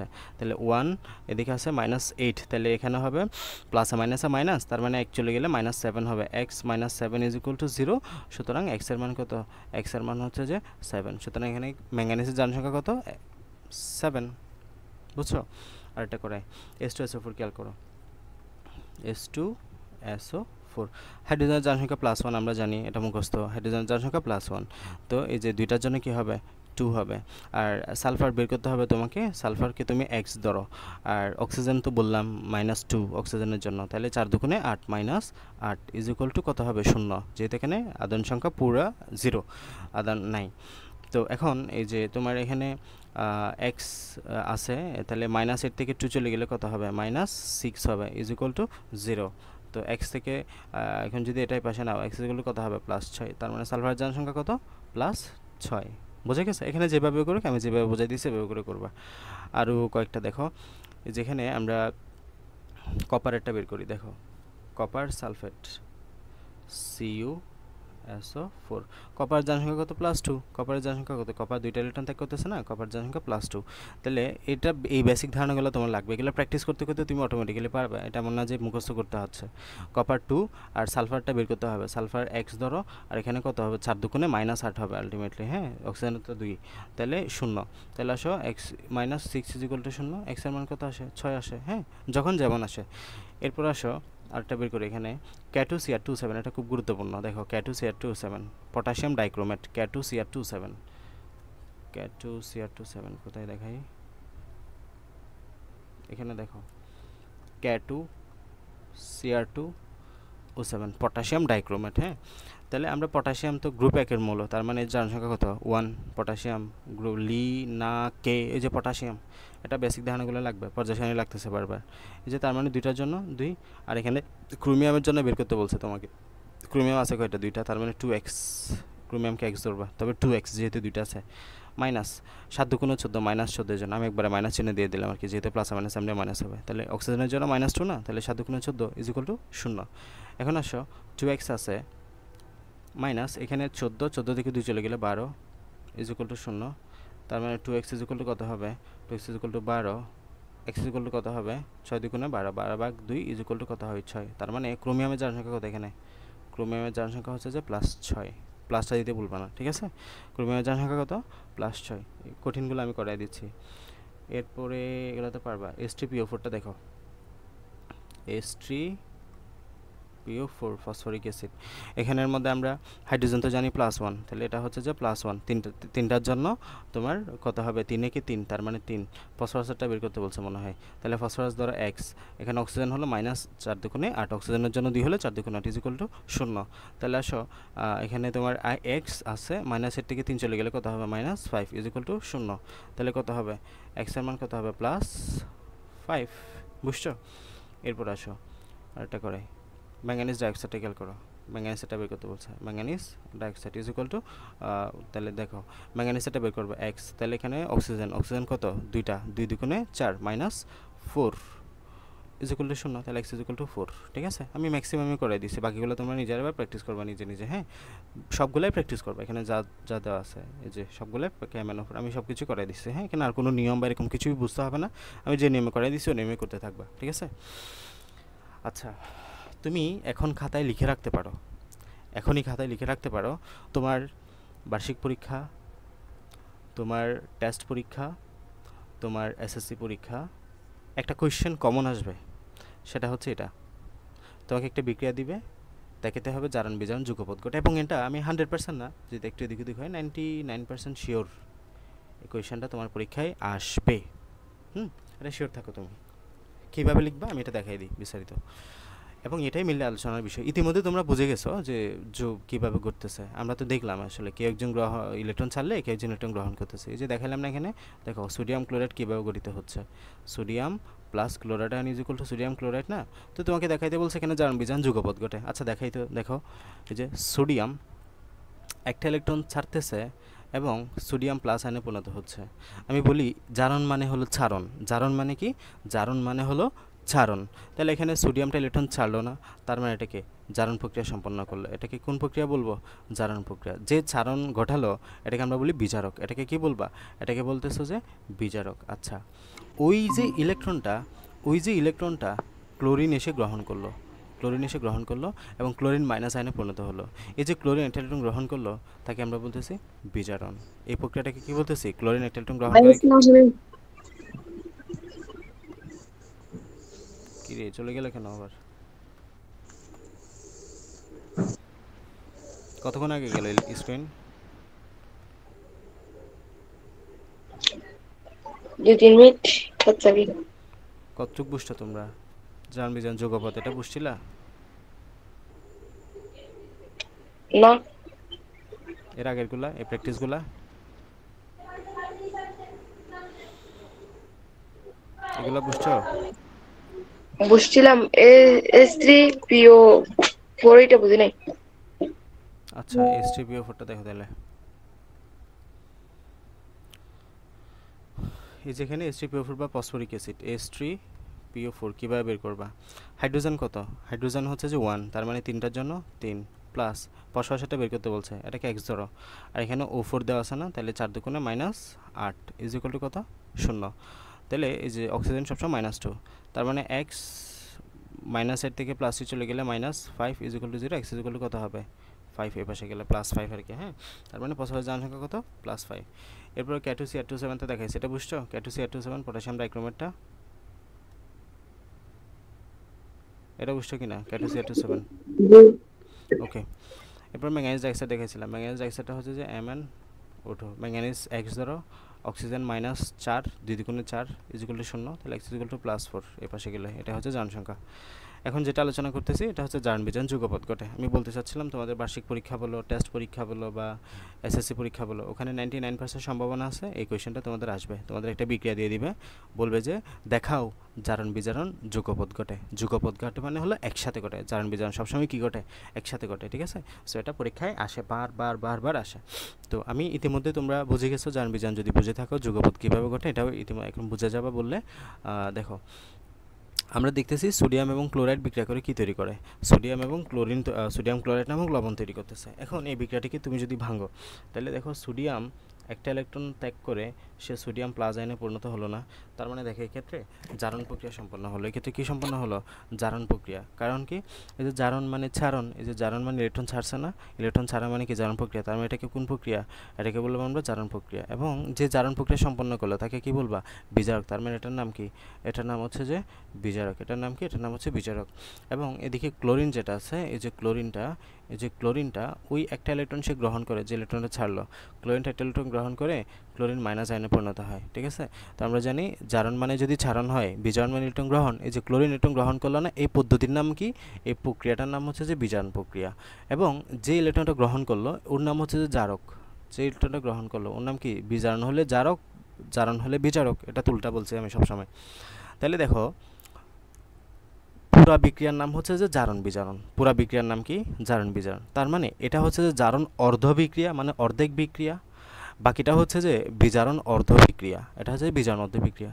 তার মানে জারণ হচ্ছে অর্ধেক, বিজারণ হচ্ছে অর্ধেক। দুটা মিলে আলটিমেটলি হলো জারণ বিজারণ বিক্রিয়া। তুমি শুধু জারণ বিক্রিয়া কখনো একা ঘটাইতে পারবে না, তুমি শুধু বিজারণ বিক্রিয়া কখনো একা ঘটাইতে পারবে না। জারণ হলেই কি হবে? বিজারণ হবে। কারণ হলো যে ইলেকট্রনটা তুমি ছাড়ছো ওই ইলেকট্রনটা গ্রহণের জন্য তো কেউ থাকতে হবে, তাইলে তো সে গ্রহণ করবে, তাহলে বিজারণ হবে তখন। আবার তুমি ইলেকট্রন নেওয়ার জন্য হা করে থাকলে হবে না, ছাড়ার জন্য কেউ একজন থাকতে হবে, তাহলে তখন জারণ হবে। এই জন্য বলতেছে জারণ বিজারণ সবসময় যুগপৎ ঘটে। এবং এটা তোমাকে প্রত্যেকটা বিক্রিয়া ভাগ করে করে দেখাইতে হয়। তাহলে আসলে আমরা একটু পড়ি। যে রাসায়নিক বিক্রিয়ায় ইলেকট্রন দান ঘটে তাকে জারণ বিক্রিয়া বলা হয়। তাহলে বুঝছো, জারণ মানে ছাড়ন, ওই কথাটাই আসছে। এবং যে রাসায়নিক বিক্রিয়ায় ইলেকট্রন গ্রহণ ঘটে তাকে বিজারণ বিক্রিয়া বলা হয়। আবার যে পদার্থ ইলেকট্রন ত্যাগ করে তাকে বিজারক, যে পদার্থ ইলেকট্রন গ্রহণ করে তাকে জারক পদার্থ বলে। এগুলো আমরা ক্লিয়ার করছি এখন। জারণ বিজারণ বিক্রিয়া একই সাথে সংঘটিত হয়, এটা হচ্ছে যুগপৎ ঘটা। উদাহরণ দিয়ে দেখাইছে সোডিয়াম ক্লোরিনের সাথে বিক্রিয়া করে সোডিয়াম ক্লোরাইড তৈরি করে। মানে এখানে হাফ কেন দিছে? ওই যে তোমার সমতাকৃতন করছে আর কি। এখানে ক্লোরিন একটা না, এখানে ক্লোরিন দুইটা, তাহলে দুই দিয়ে কাটা গেলে আলটিমেটলি একটা থাকে, এই জন্য এখানে সমতাকরণ করে হাফ করছে। বা তুমি এখানে এদিকে দুই দিতে পারো, এদিকে দুই দিতে পারো একটা, তাহলেই সমতাকরণ হবে একই কথা ঘুরে ফিরে। তাহলে আসো এখানে জারণ বিজারণ বিক্রিয়া করো। এখানে সোডিয়াম আছে, এই সোডিয়ামটা দেখো একটা ইলেকট্রন ছাড়ছে, এই যে এদিকে আছে ইলেকট্রনটা, এ পাশে গেলে মাইনাস ইলেকট্রন, তাহলে একটা ইলেকট্রন ছেড়ে সোডিয়াম প্লাস আয়নে পরিণত হলো। এরপরে এই ক্লোরিনটা ওই একটা ইলেকট্রন গ্রহণ করছে, গ্রহণ করে ক্লোরিন মাইনাস আয়নে পরিণত হলো না, তাহলে এটা হচ্ছে জারণ অর্ধ বিক্রিয়া, এটা হচ্ছে বিজারণ অর্ধ বিক্রিয়া। দুইটা বিক্রিয়াকে যোগ করে দাও একসাথে, জারণ বিজারণ অর্ধ বিক্রিয়া হয়ে গেল, জারণ বিজারণ বিক্রিয়া হয়ে গেল। বাস এটাই হচ্ছে তোমার কাছে। এটা যদি লিখতে পারলে তোমাকে 4-এ 4 দিবে পরীক্ষার হলে। তাহলে এই যে এগুলো একটু লিখে দিবে এখন, যে এখানে দেখো যে ইলেকট্রনটা গ্রহণ করছে এই প্রক্রিয়ার নাম জারণ বিক্রিয়া। তাহলে জারণ বিক্রিয়া কে ঘটালো? এটার নাম কি? বিজারক। এটার নাম কি? বিজারক। যে বিজারণ বিক্রিয়া ঘটালো তার নাম কি? জারক। তার নাম কি? জারক।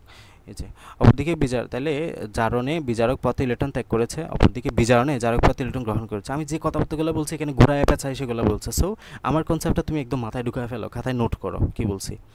যদি জারক পদার্থ ক্লোরিন গ্রহণ না করতো তাহলে বিজারক পদার্থ ইলেকট্রন দান করতে পারতো না। কাজে বলা যায় যখনই জারণ ঘটবে সাথে সাথে বিজারণও ঘটবে। এই জন্য বলতেছে জারণ বিজারণ যুগপৎ ঘটে। ঠিক আছে? মানে একসাথে ঘটবে তারা। এখন এই যে জারণ বিজারণ বিক্রিয়ার কিছু আমরা উদাহরণ বা শ্রেণী বিভাগ দেখব। তাহলে আসো, যেহেতু জারণ বিজারণ বিজারক ইলেকট্রন দান করে, জারক ইলেকট্রন গ্রহণ করে, তাকে বলা যায় যে জারণ বিজারণ মানে হলো ইলেকট্রন স্থানান্তরের বিক্রিয়া। তাহলে আমরা বলতেছি কি, এই জারণ বিজারণ মানে হলো ইলেকট্রন স্থানান্তর বিক্রিয়া, রেডক্স। আলটিমেটলি আমরা শব্দ করতে গেছিলাম রেডক্স, রেডাকশন, অক্সিডেশন। জারণ বিজারণ, ইলেকট্রন ছাড়বে, ইলেকট্রন গ্রহণ করবে। তার মানে রেডক্স মানে কি? যে বিক্রিয়াতে ইলেকট্রন ছাড়াছাড়ি হয়।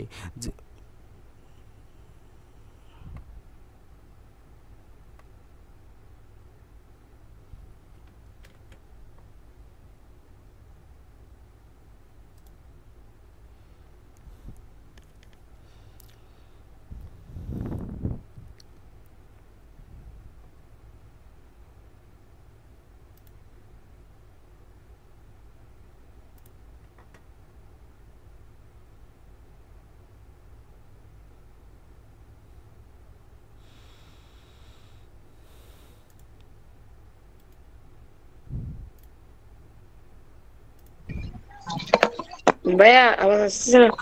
দাঁড়াও, এখানে নেটওয়ার্কটা সমস্যা করতেছে। এখন যাচ্ছে? হ্যাঁ। কতটুক বুঝলা তোমরা? এই যে একটু বুঝি নাই, বুঝি না আর কি। পুরোটা বুঝো নাই? এটা বুঝছি, মানে এই যে লাইন লেখাগুলো বুঝি না আর কি। জারণ বিজারণ যুগপৎ ঘটে। তোমরা কতক্ষণ হচ্ছে যে ডিসকানেক্ট হয়েছো? 11ই ডিসকানেক্ট হয়েছি কারণ তারা হচ্ছে 2 মিনিট হচ্ছে আর কি। আচ্ছা, খেয়াল করো, আমি যেটা মেনলি বলতে চাচ্ছিলাম, জারণ বিজারণ হলো যুগপৎ ঘটে। যুগপৎ ঘটে মানে হলো একসাথে ঘটে। জারণ বিজারণ সবসময় কী ঘটবে? ক্লাসটা রেকর্ড করে নিই আরেকবার, এগুলো ডিসকানেক্ট হচ্ছে তো এগুলো বুঝতে অসুবিধা হবে, সব ক্লাসটা রেকর্ড করে নিলে একদম ক্রিস্টাল ক্লিয়ার হয়ে যাবে সব।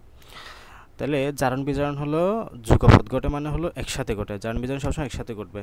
এই যে এখানে ইলেকট্রনটা দান করতেছে, এটা হচ্ছে জারণ বিক্রিয়া। ইলেকট্রন গ্রহণ করা মানে হলো বিজারণ বিক্রিয়া। সোডিয়াম ক্লোরাইড যখন গঠিত হয়, এই যে সোডিয়ামটা দেখো, সোডিয়ামটা একটা ইলেকট্রন ছেড়ে সোডিয়াম প্লাজায়নে পরিণত হলো। এই যে একটা ইলেকট্রন যেটা ছাড়ছে, হ্যাঁ এগুলো বুঝছি তো, হ্যাঁ, এগুলো বুঝছি, শোনো নিছি, শোনো এগুলো বুঝি শোনো নাই। শোনো, এই সোডিয়ামটা একটা ইলেকট্রন গ্রহণ করে সোডিয়াম প্লাজানে পরিণত, যেটা জারণোদ্দ বিক্রিয়া। ওই ক্লোরিনটা একটা ইলেকট্রন গ্রহণ করে বিজারণোদ্দ বিক্রিয়া হলো। এই যে এটা হচ্ছে অর্ধ, এটা হচ্ছে অর্ধ, বাকি অর্ধ। তাহলে জারণ বিজারণ অর্ধ বিক্রিয়া পুরোপুরি করলে জারণ বিজারণোদ্দ বিক্রিয়া গঠিত হয়। এটা হচ্ছে যে তোমার জারণ বিজারণ। এবং এই যে দেখো, যে ইলেকট্রনটা ছেড়ে দিল সেটা হচ্ছে যে বিজারক, এই যে বিজারক পদার্থ। যে ইলেকট্রনটা গ্রহণ করলো সেটা হচ্ছে জারক পদার্থ, এই যে জারক পদার্থ ইলেকট্রনটা গ্রহণ করছে, তো এই যে গ্রহণ করছে বিজারক পদার্থ। তাহলে এই যে তোমার যদি এই জারক পদার্থটা না থাকতো, এই যে তোমার, তাহলে জারণ প্রক্রিয়া সম্পন্ন হতো না। কারণ জারক পদার্থ থাকার জন্যই তো জারণ প্রক্রিয়ায় ইলেকট্রনটা ত্যাগ করে সে এখানে দিতে পারছে। মানে কথা হচ্ছে যে আমি যদি একদম নর্মালি বলি, সোডিয়াম যদি ইলেকট্রন ত্যাগ না করতো, ক্লোরিন কি ইলেকট্রনটা নিতে পারতো? না। সোডিয়াম ইলেকট্রনটা ত্যাগ করছে বিদায় ক্লোরিন নিতে পারছে। আবার এখানে ক্লোরিন ইলেকট্রনটা কোত্থেকে পাইছে? সোডিয়াম ত্যাগ করছে বিদায়। তাহলে একজন আরেকজনের উপর ডিপেন্ডেন্ট, কেউ একজন ত্যাগ করছে, কেউ একজন গ্রহণ করছে। ত্যাগ করাকে জারণ, গ্রহণ করাকে বিজারণ। যে ত্যাগ করছে তাকে বিজারক, যে ত্যাগ করছে, যে গ্রহণ করছে তাকে জারক। এভাবে জারণ বিজারণ সবসময় একসাথে ঘটবে। কেউ একজন যদি ত্যাগ করে বাকি একজন গ্রহণ করবে, এটা হচ্ছে জারণ বিজারণ অর্ধবিক্রিয়া, মানে যুগপৎ ঘটে। এখন আমরা যেটা মেনলি পড়বো এই জারণ বিজারণের ক্লাসিফিকেশন, মানে বেশ কিছু জারণ বিজারণ বিক্রিয়ার শ্রেণীবিভাগ।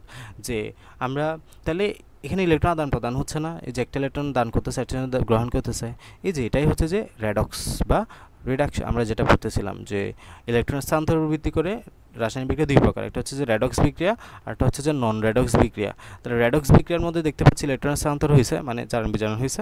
আর নন রেডক্স মানে যেখানে জারণ বিজারণটা হবে না। ঠিক আছে, আমরা যে বিক্রিয়াগুলো পড়বো এগুলো ছোটস্থ, মুখস্থ, কণ্ঠস্থ, অন্তস্থ করে ফেলে। এখন জারণ বিজারণ বিক্রিয়ার জন্য 4টা উদাহরণ আমরা মেনলি পড়ি। একটা হচ্ছে সংযোজন বিক্রিয়ার উদাহরণগুলো পড়বা, বিয়োজন বিক্রিয়ার উদাহরণগুলো পড়বা, প্রতিস্থাপন বিক্রিয়ার উদাহরণগুলো পড়বা, দহন বিক্রিয়ার উদাহরণগুলো পড়বা। এখান থেকে কী কী পড়তে হবে? প্রথম পড়তে হচ্ছে যে ডেফিনেশন, মানে হলো সংজ্ঞা। সংযোজন বিক্রিয়া কাকে বলে, বিয়োজন বিক্রিয়া কাকে বলে, প্রতিস্থাপন বিক্রিয়া কাকে বলে, দহন বিক্রিয়া কাকে বলে। এরপরে পড়তে হবে প্রত্যেকটা বিক্রিয়ার উদাহরণ, হ্যাঁ, প্রত্যেকটা বিক্রিয়ার টাইপের উদাহরণগুলো পড়তে হবে এবং জারণ বিজারণ তোমাকে বুঝতে হবে। আসো আমরা সংযোজন বিক্রিয়াটা একটু পড়ি। তাহলে সংযোজন মানে কি? যুক্ত হবে। সংযু মানে কি? যুক্ত হওয়া। তাহলে যে বিক্রিয়ায় একাধিক দুই বা ততোধিক, যে জারণ বিজারণ বিক্রিয়ায় দুই বা ততোধিক পদার্থ পরস্পরের সাথে যুক্ত হয়ে একটি মাত্র উৎপাদ তৈরি করে তাকে সংযোজন বিক্রিয়া বলা হয়। দেখো, এটা একটা পদার্থ, এটা একটা পদার্থ, এখানে দুইটা পদার্থ একসাথে হয়ে নতুন একটা পদার্থ তৈরি হলো না। তাহলে বলে সংযোজন মানে কি? দুই বা ততোধিক পদার্থ একসাথে যুক্ত হয়ে নতুন পদার্থ তৈরি করার যে বিক্রিয়া, এটাকে সংযোজন বিক্রিয়া বলবা। এবং এটা একটা জারণ বিজারণ বিক্রিয়া। কিভাবে জারণ বিজারণ বিক্রিয়া? দেখো আমরা একটু অ্যানালাইসিস করি। হ্যাঁ, এই অ্যানালাইসিস তুমি প্রত্যেকটা বিক্রিয়াতে করবে। আমি কয়েকটা দেখাই দিচ্ছি, খেয়াল করো। আমার ওই লাইনটা তোমাদের সবসময় মাথায় রাখতে হবে। জারণ মানে ছারণ, জারণ মানে জারণ সংখ্যা বারণ। এখন এই জারণ সংখ্যা দিয়ে আমরা সবগুলো সলভ করব। জারণ সংখ্যা বারণ, কারণ তুমি জারণ মানে ছারণ ধরতে গেলে তোমাকে অনেক কষ্ট করতে হবে। সো জারণ সংখ্যা বারণ দিয়ে সহজে বুঝে যাবা। জারণ মানে জারণ সংখ্যা বাড়ে, তার মানে জারণ সংখ্যা যদি কারো বাড়ে তাহলে বুঝে যাবা যে এখানে জারণ করছে। জারণ সংখ্যা যদি কারো কমে তাহলে বুঝবা যে এটা জারণ সংখ্যা বিজারণ করছে। কথা বুঝছো? তাহলে জারণ মানে ছারণ, জারণ মানে জারণ সংখ্যা বারণ। যদি জারণ সংখ্যা কারো বেড়ে যায় তাহলে বুঝবা যে কি হয়েছে, জারণ হয়েছে। যদি কমে যায় তাহলে বিজারণ হয়েছে। আসো, ফ্লোরিনে এখানে আয়রনের যোজনী, এখানে ক্লোরিনের যোজনী, তোমার কত? ক্লোরিনের হচ্ছে যে এখানে আমাদের আয়রনের যোজনী, তোমার জারণ সংখ্যা হচ্ছে যে +2, যেহেতু এখানে ক্লোরিন আছে। তো ক্লোরিনের একটার জন্য -1, দুইটার জন্য -2 দিতে পারো তুমি, সমস্যা নেই। ক্লোরিনের জন্য এমনি -1 এটা। আচ্ছা, এটা হচ্ছে যৌগের, হ্যাঁ। আর ক্লোরিন এটা মুক্তভাবে আছে না, এটার সাথে আর কেউ আছে না, তাহলে মানে 0, চোখ বন্ধ করে 0। জারণ সংখ্যা লিখতেছি উপরে সব। এখানে ক্লোরিনের এখানে যদি 3 আছে তার মানে এটা হচ্ছে যে +3, এটা হচ্ছে যে -3, মানে ফেরিক ফর্ম আর কি। এটা হচ্ছে যে ফেরাস। তো এতটুকু বুঝে গেছে, মানে 3টা ক্লোরিনের জন্য 3টা, এমনি তুমি 1 দিলেও সমস্যা নাই, 1ও দিতে পারো বা 3ও দিতে পারো, 3টার জন্য 3টা। আসো বুঝো একটু। আয়রনের জারণ সংখ্যা ছিল এখানে +2, এখানে হয়ে গেছে +3, জারণ সংখ্যা বেড়ে গেছে না? জারণ সংখ্যা বাড়ছে না, তার মানে এই আয়রনের বিক্রিয়াটা কি? আয়রনের বিক্রিয়াটা হচ্ছে যে জারণ। পরীক্ষা এভাবে করে তোমাকে অ্যানালাইসিস করতে হবে। আয়রনের বিক্রিয়াটা কি? আয়রনের বিক্রিয়াটা হচ্ছে যে জারণ, যেহেতু জারণ সংখ্যা বাড়ছে, জারণ মানে ছারণ, জারণ মানে জারণ সংখ্যা বাড়ন। এখন তুমি তো বুঝে গেছো আয়রনটা হচ্ছে যে জারণ। এখন জারণ মানে আরেকটা কথা পড়ছো না, জারণ মানে ছারণ, এখানে ছাড়ছে এটা কীভাবে খেয়াল করো, বুঝে যাবা। আয়রন 2+ মানে কি? আয়রন 2+ মানে হলো দুইটা ইলেকট্রনের ঘাটতি। আয়রন 2+ মানে কি? দুইটা ইলেকট্রনের ঘাটতি, মানে দুইটা ইলেকট্রন তার কাছে কম আছে। আয়রন 3+ মানে কি? তিনটা ইলেকট্রন কম আছে। ছিল দুইটা ইলেকট্রন কম, এখন বলতেছে তিনটা ইলেকট্রন কম, তার মানে আরও একটা ইলেকট্রন সে নিশ্চয়ই ত্যাগ করে দিছে, যার জন্য 3+ হয়ে গেছে। অথবা তুমি এটা দিয়ে বুঝতে পারো জারণ মানে জারণ সংখ্যা বাড়ন। এই যে এখানে ছিল যে +2, এখানে হয়ে গেছে +3, জারণ সংখ্যা বেড়ে গেছে না, দ্যাটস ওয়াই এটা একটা কি জারণ। ওকে, ক্লোরিনের ক্ষেত্রে খেয়াল করো, ক্লোরিন এখানে ছিল 0, এখানে হয়ে গেছে -3। ক্লোরিন এখানে ছিল কি 0, এখানে হয়ে গেছে -3। তার মানে এখানে 0 থেকে -3, তার মানে জারণ সংখ্যা কমে গেছে না। তার মানে জারণ সংখ্যা কমন মানে কি? বিজারণ। জারণ সংখ্যা কমন মানে কি? এটা হচ্ছে যে বিজারণ। আর যেটা বিজারণ ঘটাইছে এটার নাম হচ্ছে জারক, তার মানে এটা হচ্ছে যে জারক, এটা হচ্ছে যে বিজারক। কথা বুঝছো? এভাবে অ্যানালাইসিস করবো প্রত্যেকটা বিক্রিয়া। তাহলে সংযোজন বিক্রিয়া, আমরা মিলি পদ্ধতির সংযোজন বিক্রিয়া, এই বিক্রিয়াগুলোর মধ্যে আমি তোমাকে এগুলো বোঝাচ্ছি। এগুলো কিন্তু আমি না বোঝাইলেও পারতাম, কারণ আমি জানি পরীক্ষা আলটিমেটলি এগুলাই আসবে ঘুরে ফিরে। সো তোমাকে প্র্যাকটিস করতে হবে, আমি প্র্যাকটিস করে দিচ্ছি মূলত, যেটা তোমাদের করার কথা ছিল। এরপরে আসো নাইট্রোজেন হাইড্রোজেনের মধ্যে দেখি। নাইট্রোজেনের মধ্যে দেখো মুক্ত মূল আছে 0, হাইড্রোজেন মুক্ত মূল আছে 0, জারণ সংখ্যা। আর এখানে নাইট্রোজেন দেখো, এটা যেহেতু হাইড্রোজেন -3 ধরতে পারো তুমি, এটা +3, আর হাইড্রোজেন হচ্ছে যে এক্ষেত্রে -3 ধরতে হবে আর কি। হ্যাঁ, ঠিকই তো আছে। হ্যাঁ, তাহলে দেখো নাইট্রোজেনের জন্য 0 ছিল, নাইট্রোজেন কমে গেছে না জারণ সংখ্যা, দেখি নাইট্রোজেন কমে গেছে না। তো হাইড্রোজেনের জন্য 0 ছিল, হাইড্রোজেনের জারণ সংখ্যা বেড়ে গেছে না, হাইড্রোজেন জারণ সংখ্যা বেড়ে গেছে, তার মানে হাইড্রোজেনের মধ্যে কি ঘটেছে? জারণ ঘটেছে। সেটা তুমি +1 দিয়ে বলতে পারো, সমস্যা নেই, +1 দিতে পারো, একটার জন্য না বলে একটার জন্য বলতে পারো জারণ। আর এখানে নাইট্রোজেনের জন্য কি হয়েছে? বিজারণ হয়েছে। ঠিক আছে, যার মানে বাড়ন, এই যে জনসংখ্যা বাড়ছে, 0 থেকে +1 হয়েছে, আর বিজারণ মানে কমন, 0 থেকে -3 হয়ে গেছে। ঠিক আছে, তো এটা মূলত আমরা পড়তেছিলাম সংযোজন বিক্রিয়া। সংযোজন বিক্রিয়ার মধ্যে আমরা অ্যানালাইসিস করলাম, যেগুলো বললাম এগুলো সংযোজন বিক্রিয়ার মধ্যে কীভাবে গঠিত হলো আর কি। হ্যাঁ, তো সংযোজন বিক্রিয়া মানে কি? দুই বা ততোধিক বিক্রিয়া একসাথে হবে, নতুন পাত্র তৈরি হবে, এটা কি সংযোজন বিক্রিয়া। এবার আসো বিয়োজন বিক্রিয়া। বিয়োজন বিক্রিয়া মানে কি? ভাঙবে। বিয়োজন মানে ডিকম্পোজড হবে। যে বিক্রিয়ায় একটি যৌগ ভেঙে একাধিক যৌগ বা মৌলে উৎপন্ন হয় তাকে বিয়োজন বিক্রিয়া বলা হয়। তাহলে একটা যৌগ ভাঙবে, একাধিক যৌগ বা যৌগ তৈরি করবে। যেমন ফসফরাস পেন্টাক্লোরাইডকে তাপ দিলে তা বিয়োজিত হয়ে ফসফরাস ট্রাইক্লোরাইড ও ক্লোরিন উৎপন্ন করে, এটি বিয়োজন বিক্রিয়া। এই যে দেখো PCl5টা ভাঙবে, ভেঙে দুইটা পদার্থে পরিণত করলো না, এই যে এই ভাঙাটাই হচ্ছে যে বিয়োজন বিক্রিয়া। কথা বুঝতেছো? তাহলে যদি ভাঙে নতুন পদার্থ তৈরি করে, এটাকে আমরা কি বলবো? এটাকে বলবো যে আমরা বিয়োজন বিক্রিয়া। যে PCl5 ভাঙলো, ভেঙে দুইটা পদার্থ তৈরি হলো, এটা কি বিয়োজন বিক্রিয়া। ফসফরাস পেন্টাক্লোরাইড ফসফরাস ট্রাইক্লোরাইড এবং ক্লোরিনিক গ্যাসে পরিণত হলো। পানি ভাঙলো, পানি ভেঙে হাইড্রোজেন এবং অক্সিজেনে পরিণত হলো, এটা হচ্ছে যে একটা বিয়োজন বিক্রিয়া। আসলে আমরা একটা অ্যানালাইসিস করি কীভাবে বিয়োজন বিক্রিয়া সম্পন্ন হচ্ছে। PCl5 এখানে তাহলে -1 বা -5 দিতে পারো 5টার জন্য। হ্যাঁ, -5 দিই, তাহলে তোমাদের বুঝতে সুবিধা হবে। আর এখানে PCl5 এর জন্য +5। হ্যাঁ, এখানে -3 আর এখানে +3, PCl3 যেহেতু আছে -3, ক্লোরিন একটার জন্য -1 হলে তিনটার জন্য -3, P3, মানে একটা যদি বের করতে পারো বাকিটা অপরটা বের করতে পারবে। ক্লোরিন যেহেতু একা আছে, একা থাকলে 0। আচ্ছা, এখন আসো আমরা এদিকে দেখতেই পাচ্ছি ফসফরাসের ছিল হলো +5, এটা হয়ে গেছে হলো +3, ছিল হলো +5 হয়ে গেছে কত? +3। তার মানে জারণ সংখ্যা কমে গেছে না? আমরা জানি জারণ মানে ছারণ, জারণ মানে জারণ সংখ্যা বাড়ন, বাড়লে হচ্ছে জারণ আর কমলে বিজারণ, তার মানে এটা হচ্ছে বিজারণ। যে বিজারণ ঘটেছে তার নাম হচ্ছে জারক, এটা হচ্ছে জারক। শেষ। এরপর আসো ক্লোরিন ছিল -5, এখানে হয়ে গেছে ক্লোরিন 0, তার মানে জারণ সংখ্যা বেড়ে গেছে না? এখানে -5 থেকে 0 হয়ে গেছে, তার মানে জারণ সংখ্যা তো বাড়ছে, আমরা শিওর। ঠিক আছে, তো জারণ সংখ্যা বাড়লে কি? জারণ মানে ছারণ, জারণ মানে জারণ সংখ্যা বাড়ন, তার মানে এটা হচ্ছে জারণ। ঠিক আছে, এবং যে জারণ ঘটাইছে এটা হচ্ছে যে বিজারক, এটার নাম কি? বিজারক। কথা বুঝছো? এই যে এভাবে তুমি পদ্ধতি করবা, অ্যানালাইসিস করবা। ঠিক আছে, পানির ক্ষেত্রে সেম অ্যানালাইসিস করবা। এখন আসে প্রতিস্থাপন বিক্রিয়া। প্রতিস্থাপন বিক্রিয়া মানে কি? প্রতিস্থাপিত করবে। প্রতিস্থাপন বিক্রিয়া মানে প্রতিস্থাপিত করবে। কোনো অধিক সক্রিয় মৌল বা যৌগমূলক অপর কোনো কম সক্রিয় মৌল বা যৌগমূলকের প্রতিস্থাপন করে নতুন যৌগ উৎপন্ন করার প্রক্রিয়াকে প্রতিস্থাপন বিক্রিয়া বলা হয়। মুখস্থ করবে এগুলা। এই যে দেখো এখানে হাইড্রোজেন এর সক্রিয়তা জিঙ্কের চাইতে কম, মানে তুমি শক্তি চিন্তা ভাবনা করতে পারো, মানে জিঙ্কের একটু শক্তি বেশি, বুঝছো? হাইড্রোজেনের শক্তিটা একটু কম। এই জিঙ্ক কী করবে? হাইড্রোজেনকে এখান থেকে সরাই দিবে, বলবে যে যা, দূরে ফেলাই দিবে। এই জিঙ্ক এখানে গিয়ে বসে যাবে। এই যে দেখো জিঙ্ক এখানে গিয়ে বসে গেছে, হাইড্রোজেনের জায়গায় গিয়ে বসে গেছে জিঙ্ক, আর হাইড্রোজেনকে একা করে দিছে। এইটাই হচ্ছে যে প্রতিস্থাপন। এই বিক্রিয়াটার নাম কী বলবো? প্রতিস্থাপন বিক্রিয়া। তাহলে যে বিক্রিয়ায় একটা অধিক সক্রিয় যৌগ অন্যকে কম সক্রিয় যৌগমূলককে প্রতিস্থাপন করে নতুন যৌগ তৈরি করে, তাকে প্রতিস্থাপন বিক্রিয়া বলা। এই যে একটা যৌগকে প্রতিস্থাপন করলে এটা হচ্ছে প্রতিস্থাপন বিক্রিয়া বা ডিসপ্লেসমেন্ট রিয়াকশন। ঠিক আছে, এখানে আমরা সেমভাবে দেখো একটু দেখাই দিই, এগুলো মিলে তোমরা প্র্যাকটিস করার কথা ছিল। জিঙ্ক 0, SO4 2- এটা হচ্ছে যে +2 দিলাম দুইটার জন্য, SO4 2- এটা +2 দিলাম, এটা হচ্ছে হাইড্রোজেন 0 একা। তাহলে দেখো জিঙ্ক 0 থেকে কত হয়েছে? +2 হয়েছে না? তার মানে জারণ মানে চারণ, জারণ মানে জারণ সংখ্যা বারণ, এক্ষেত্রে এটা হচ্ছে যে জারণ, যেহেতু জারণ সংখ্যা বাড়ছে। এই যে আমাদের হাইড্রোজেন ছিল, হাইড্রোজেনটা দেখো +2, এখানে 0 হয়ে গেছে, তার মানে হাইড্রোজেনটার মধ্যে কি হয়েছে? তোমার জারণ সংখ্যা কমে গেছে না? +2 থেকে 0, জারণ সংখ্যা কমা মানে কি? বিজারণ হওয়া।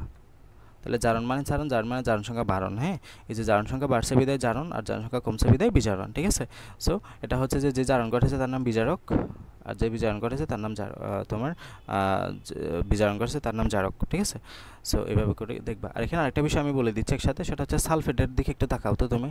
সালফেটের এখানেও -2, এখানেও -2, there is no change of জারণ সংখ্যা। এখানে কোনো জারণ সংখ্যার চেঞ্জ হয় নাই, এখানে কোনো অক্সিডেশন নাম্বারের চেঞ্জ হয় নাই। তো সালফার কি করছে? সালফার তাকায়া দেখছে বিক্রিয়াটা, সে জাস্ট তাকায়া ছিল যে বিক্রিয়াটা কীরকম হচ্ছে, তাকায়া খেয়ে দেখে, দর্শক। এই জন্য সালফারকে আমরা দর্শক আয়ন বলি। সালফারের অপর নাম কি এখানে? দর্শক আয়ন বা স্পেকটেটর আয়ন। হ্যাঁ, স্পেকটেটর আয়ন বা দর্শক আয়ন বলা হয় বাংলায়। সালফারের জন্য কোনো জারণ বিক্রিয়াই সম্পন্ন হয় না, মানে এখানে তোমার কোনো ইলেকট্রনের চেঞ্জই হয় নাই। সালফার জাস্ট দেখছে বিক্রিয়াটা। হ্যাঁ, জাস্ট সে নিরপেক্ষ ভূমিকা পালন করছে, সুতরাং সে দর্শক আয়ন, এখানে দর্শকের ভূমিকা পালন করছে সে। আচ্ছা, দহন বিক্রিয়া। দহন বিক্রিয়া মানে মনে রাখবা যে অক্সিজেনের সাথে বিক্রিয়া। দহন বিক্রিয়া মানে কার সাথে বিক্রিয়া? অক্সিজেনের সাথে যে কোনো বিক্রিয়া। তাহলে কোনো মৌল বা যৌগকে বাতাসের অক্সিজেনের উপস্থিতিতে পুড়িয়ে তার উপাদান মৌলের অক্সাইডে পরিণত করার প্রক্রিয়াকে দহন বিক্রিয়া বলা হয়। দহন বিক্রিয়ায় সবসময় তাপ উৎপন্ন হয়। এই প্রক্রিয়ায় ইলেকট্রন আদান প্রদান ঘটে। তাহলে দেখো এই যে মিথেন অক্সিজেনের সাথে বিক্রিয়া করে কার্বন ডাইঅক্সাইড এবং পানি তৈরি করতেছে, তাপ উৎপন্ন করতেছে। এই যে অক্সিজেনের সাথে বিক্রিয়া, এটাই হচ্ছে যে আমাদের তাপ উৎপাদী বিক্রিয়া। এবং সালফার অক্সিজেনের সাথে বিক্রিয়া, সালফার ডাইঅক্সাইড, তাপ, এগুলো সব তাপ উৎপাদী বিক্রিয়া। ঠিক আছে, তাহলে আমরা 4টা বিক্রিয়া শেষ করলাম। একটা হচ্ছে যে এগুলো সব রেডক্স বিক্রিয়া। হ্যাঁ, সংযোজন বিক্রিয়ার মধ্যে কি বললাম? সংযোজন বিক্রিয়া মানে হলো এক বা একাধিক পদার্থ পরস্পরের সাথে যুক্ত হয়ে নতুন পদার্থ তৈরি করবে, এটাকে আমরা বলি সংযোজন বিক্রিয়া। এক বা একাধিক পদার্থ যখন যুক্ত হয়ে নতুন পদার্থ তৈরি করে তাকে সংযোজন বিক্রিয়া বলা হয়। বিয়োজন বিক্রিয়া মানে হলো একটা পদার্থ ভেঙে নতুন দুইটা পদার্থ তৈরি করবে, তাকে বিয়োজন বিক্রিয়া বলা হয়। আর প্রতিস্থাপন বিক্রিয়া মানে একজন আরেকজন জায়গা দখল করবে। আর দহন বিক্রিয়া মানে অক্সিজেনের সাথে বিক্রিয়া। ঠিক এটাই। তাহলে আমাদের রেডক্স বিক্রিয়া শেষ, জারণ বিয়োজন বিক্রিয়া শেষ। নেক্সট দিন আমরা নন রেডক্স পড়বো ইনশাল্লাহ। বলো এতটুকু সবার ক্লিয়ার কিনা?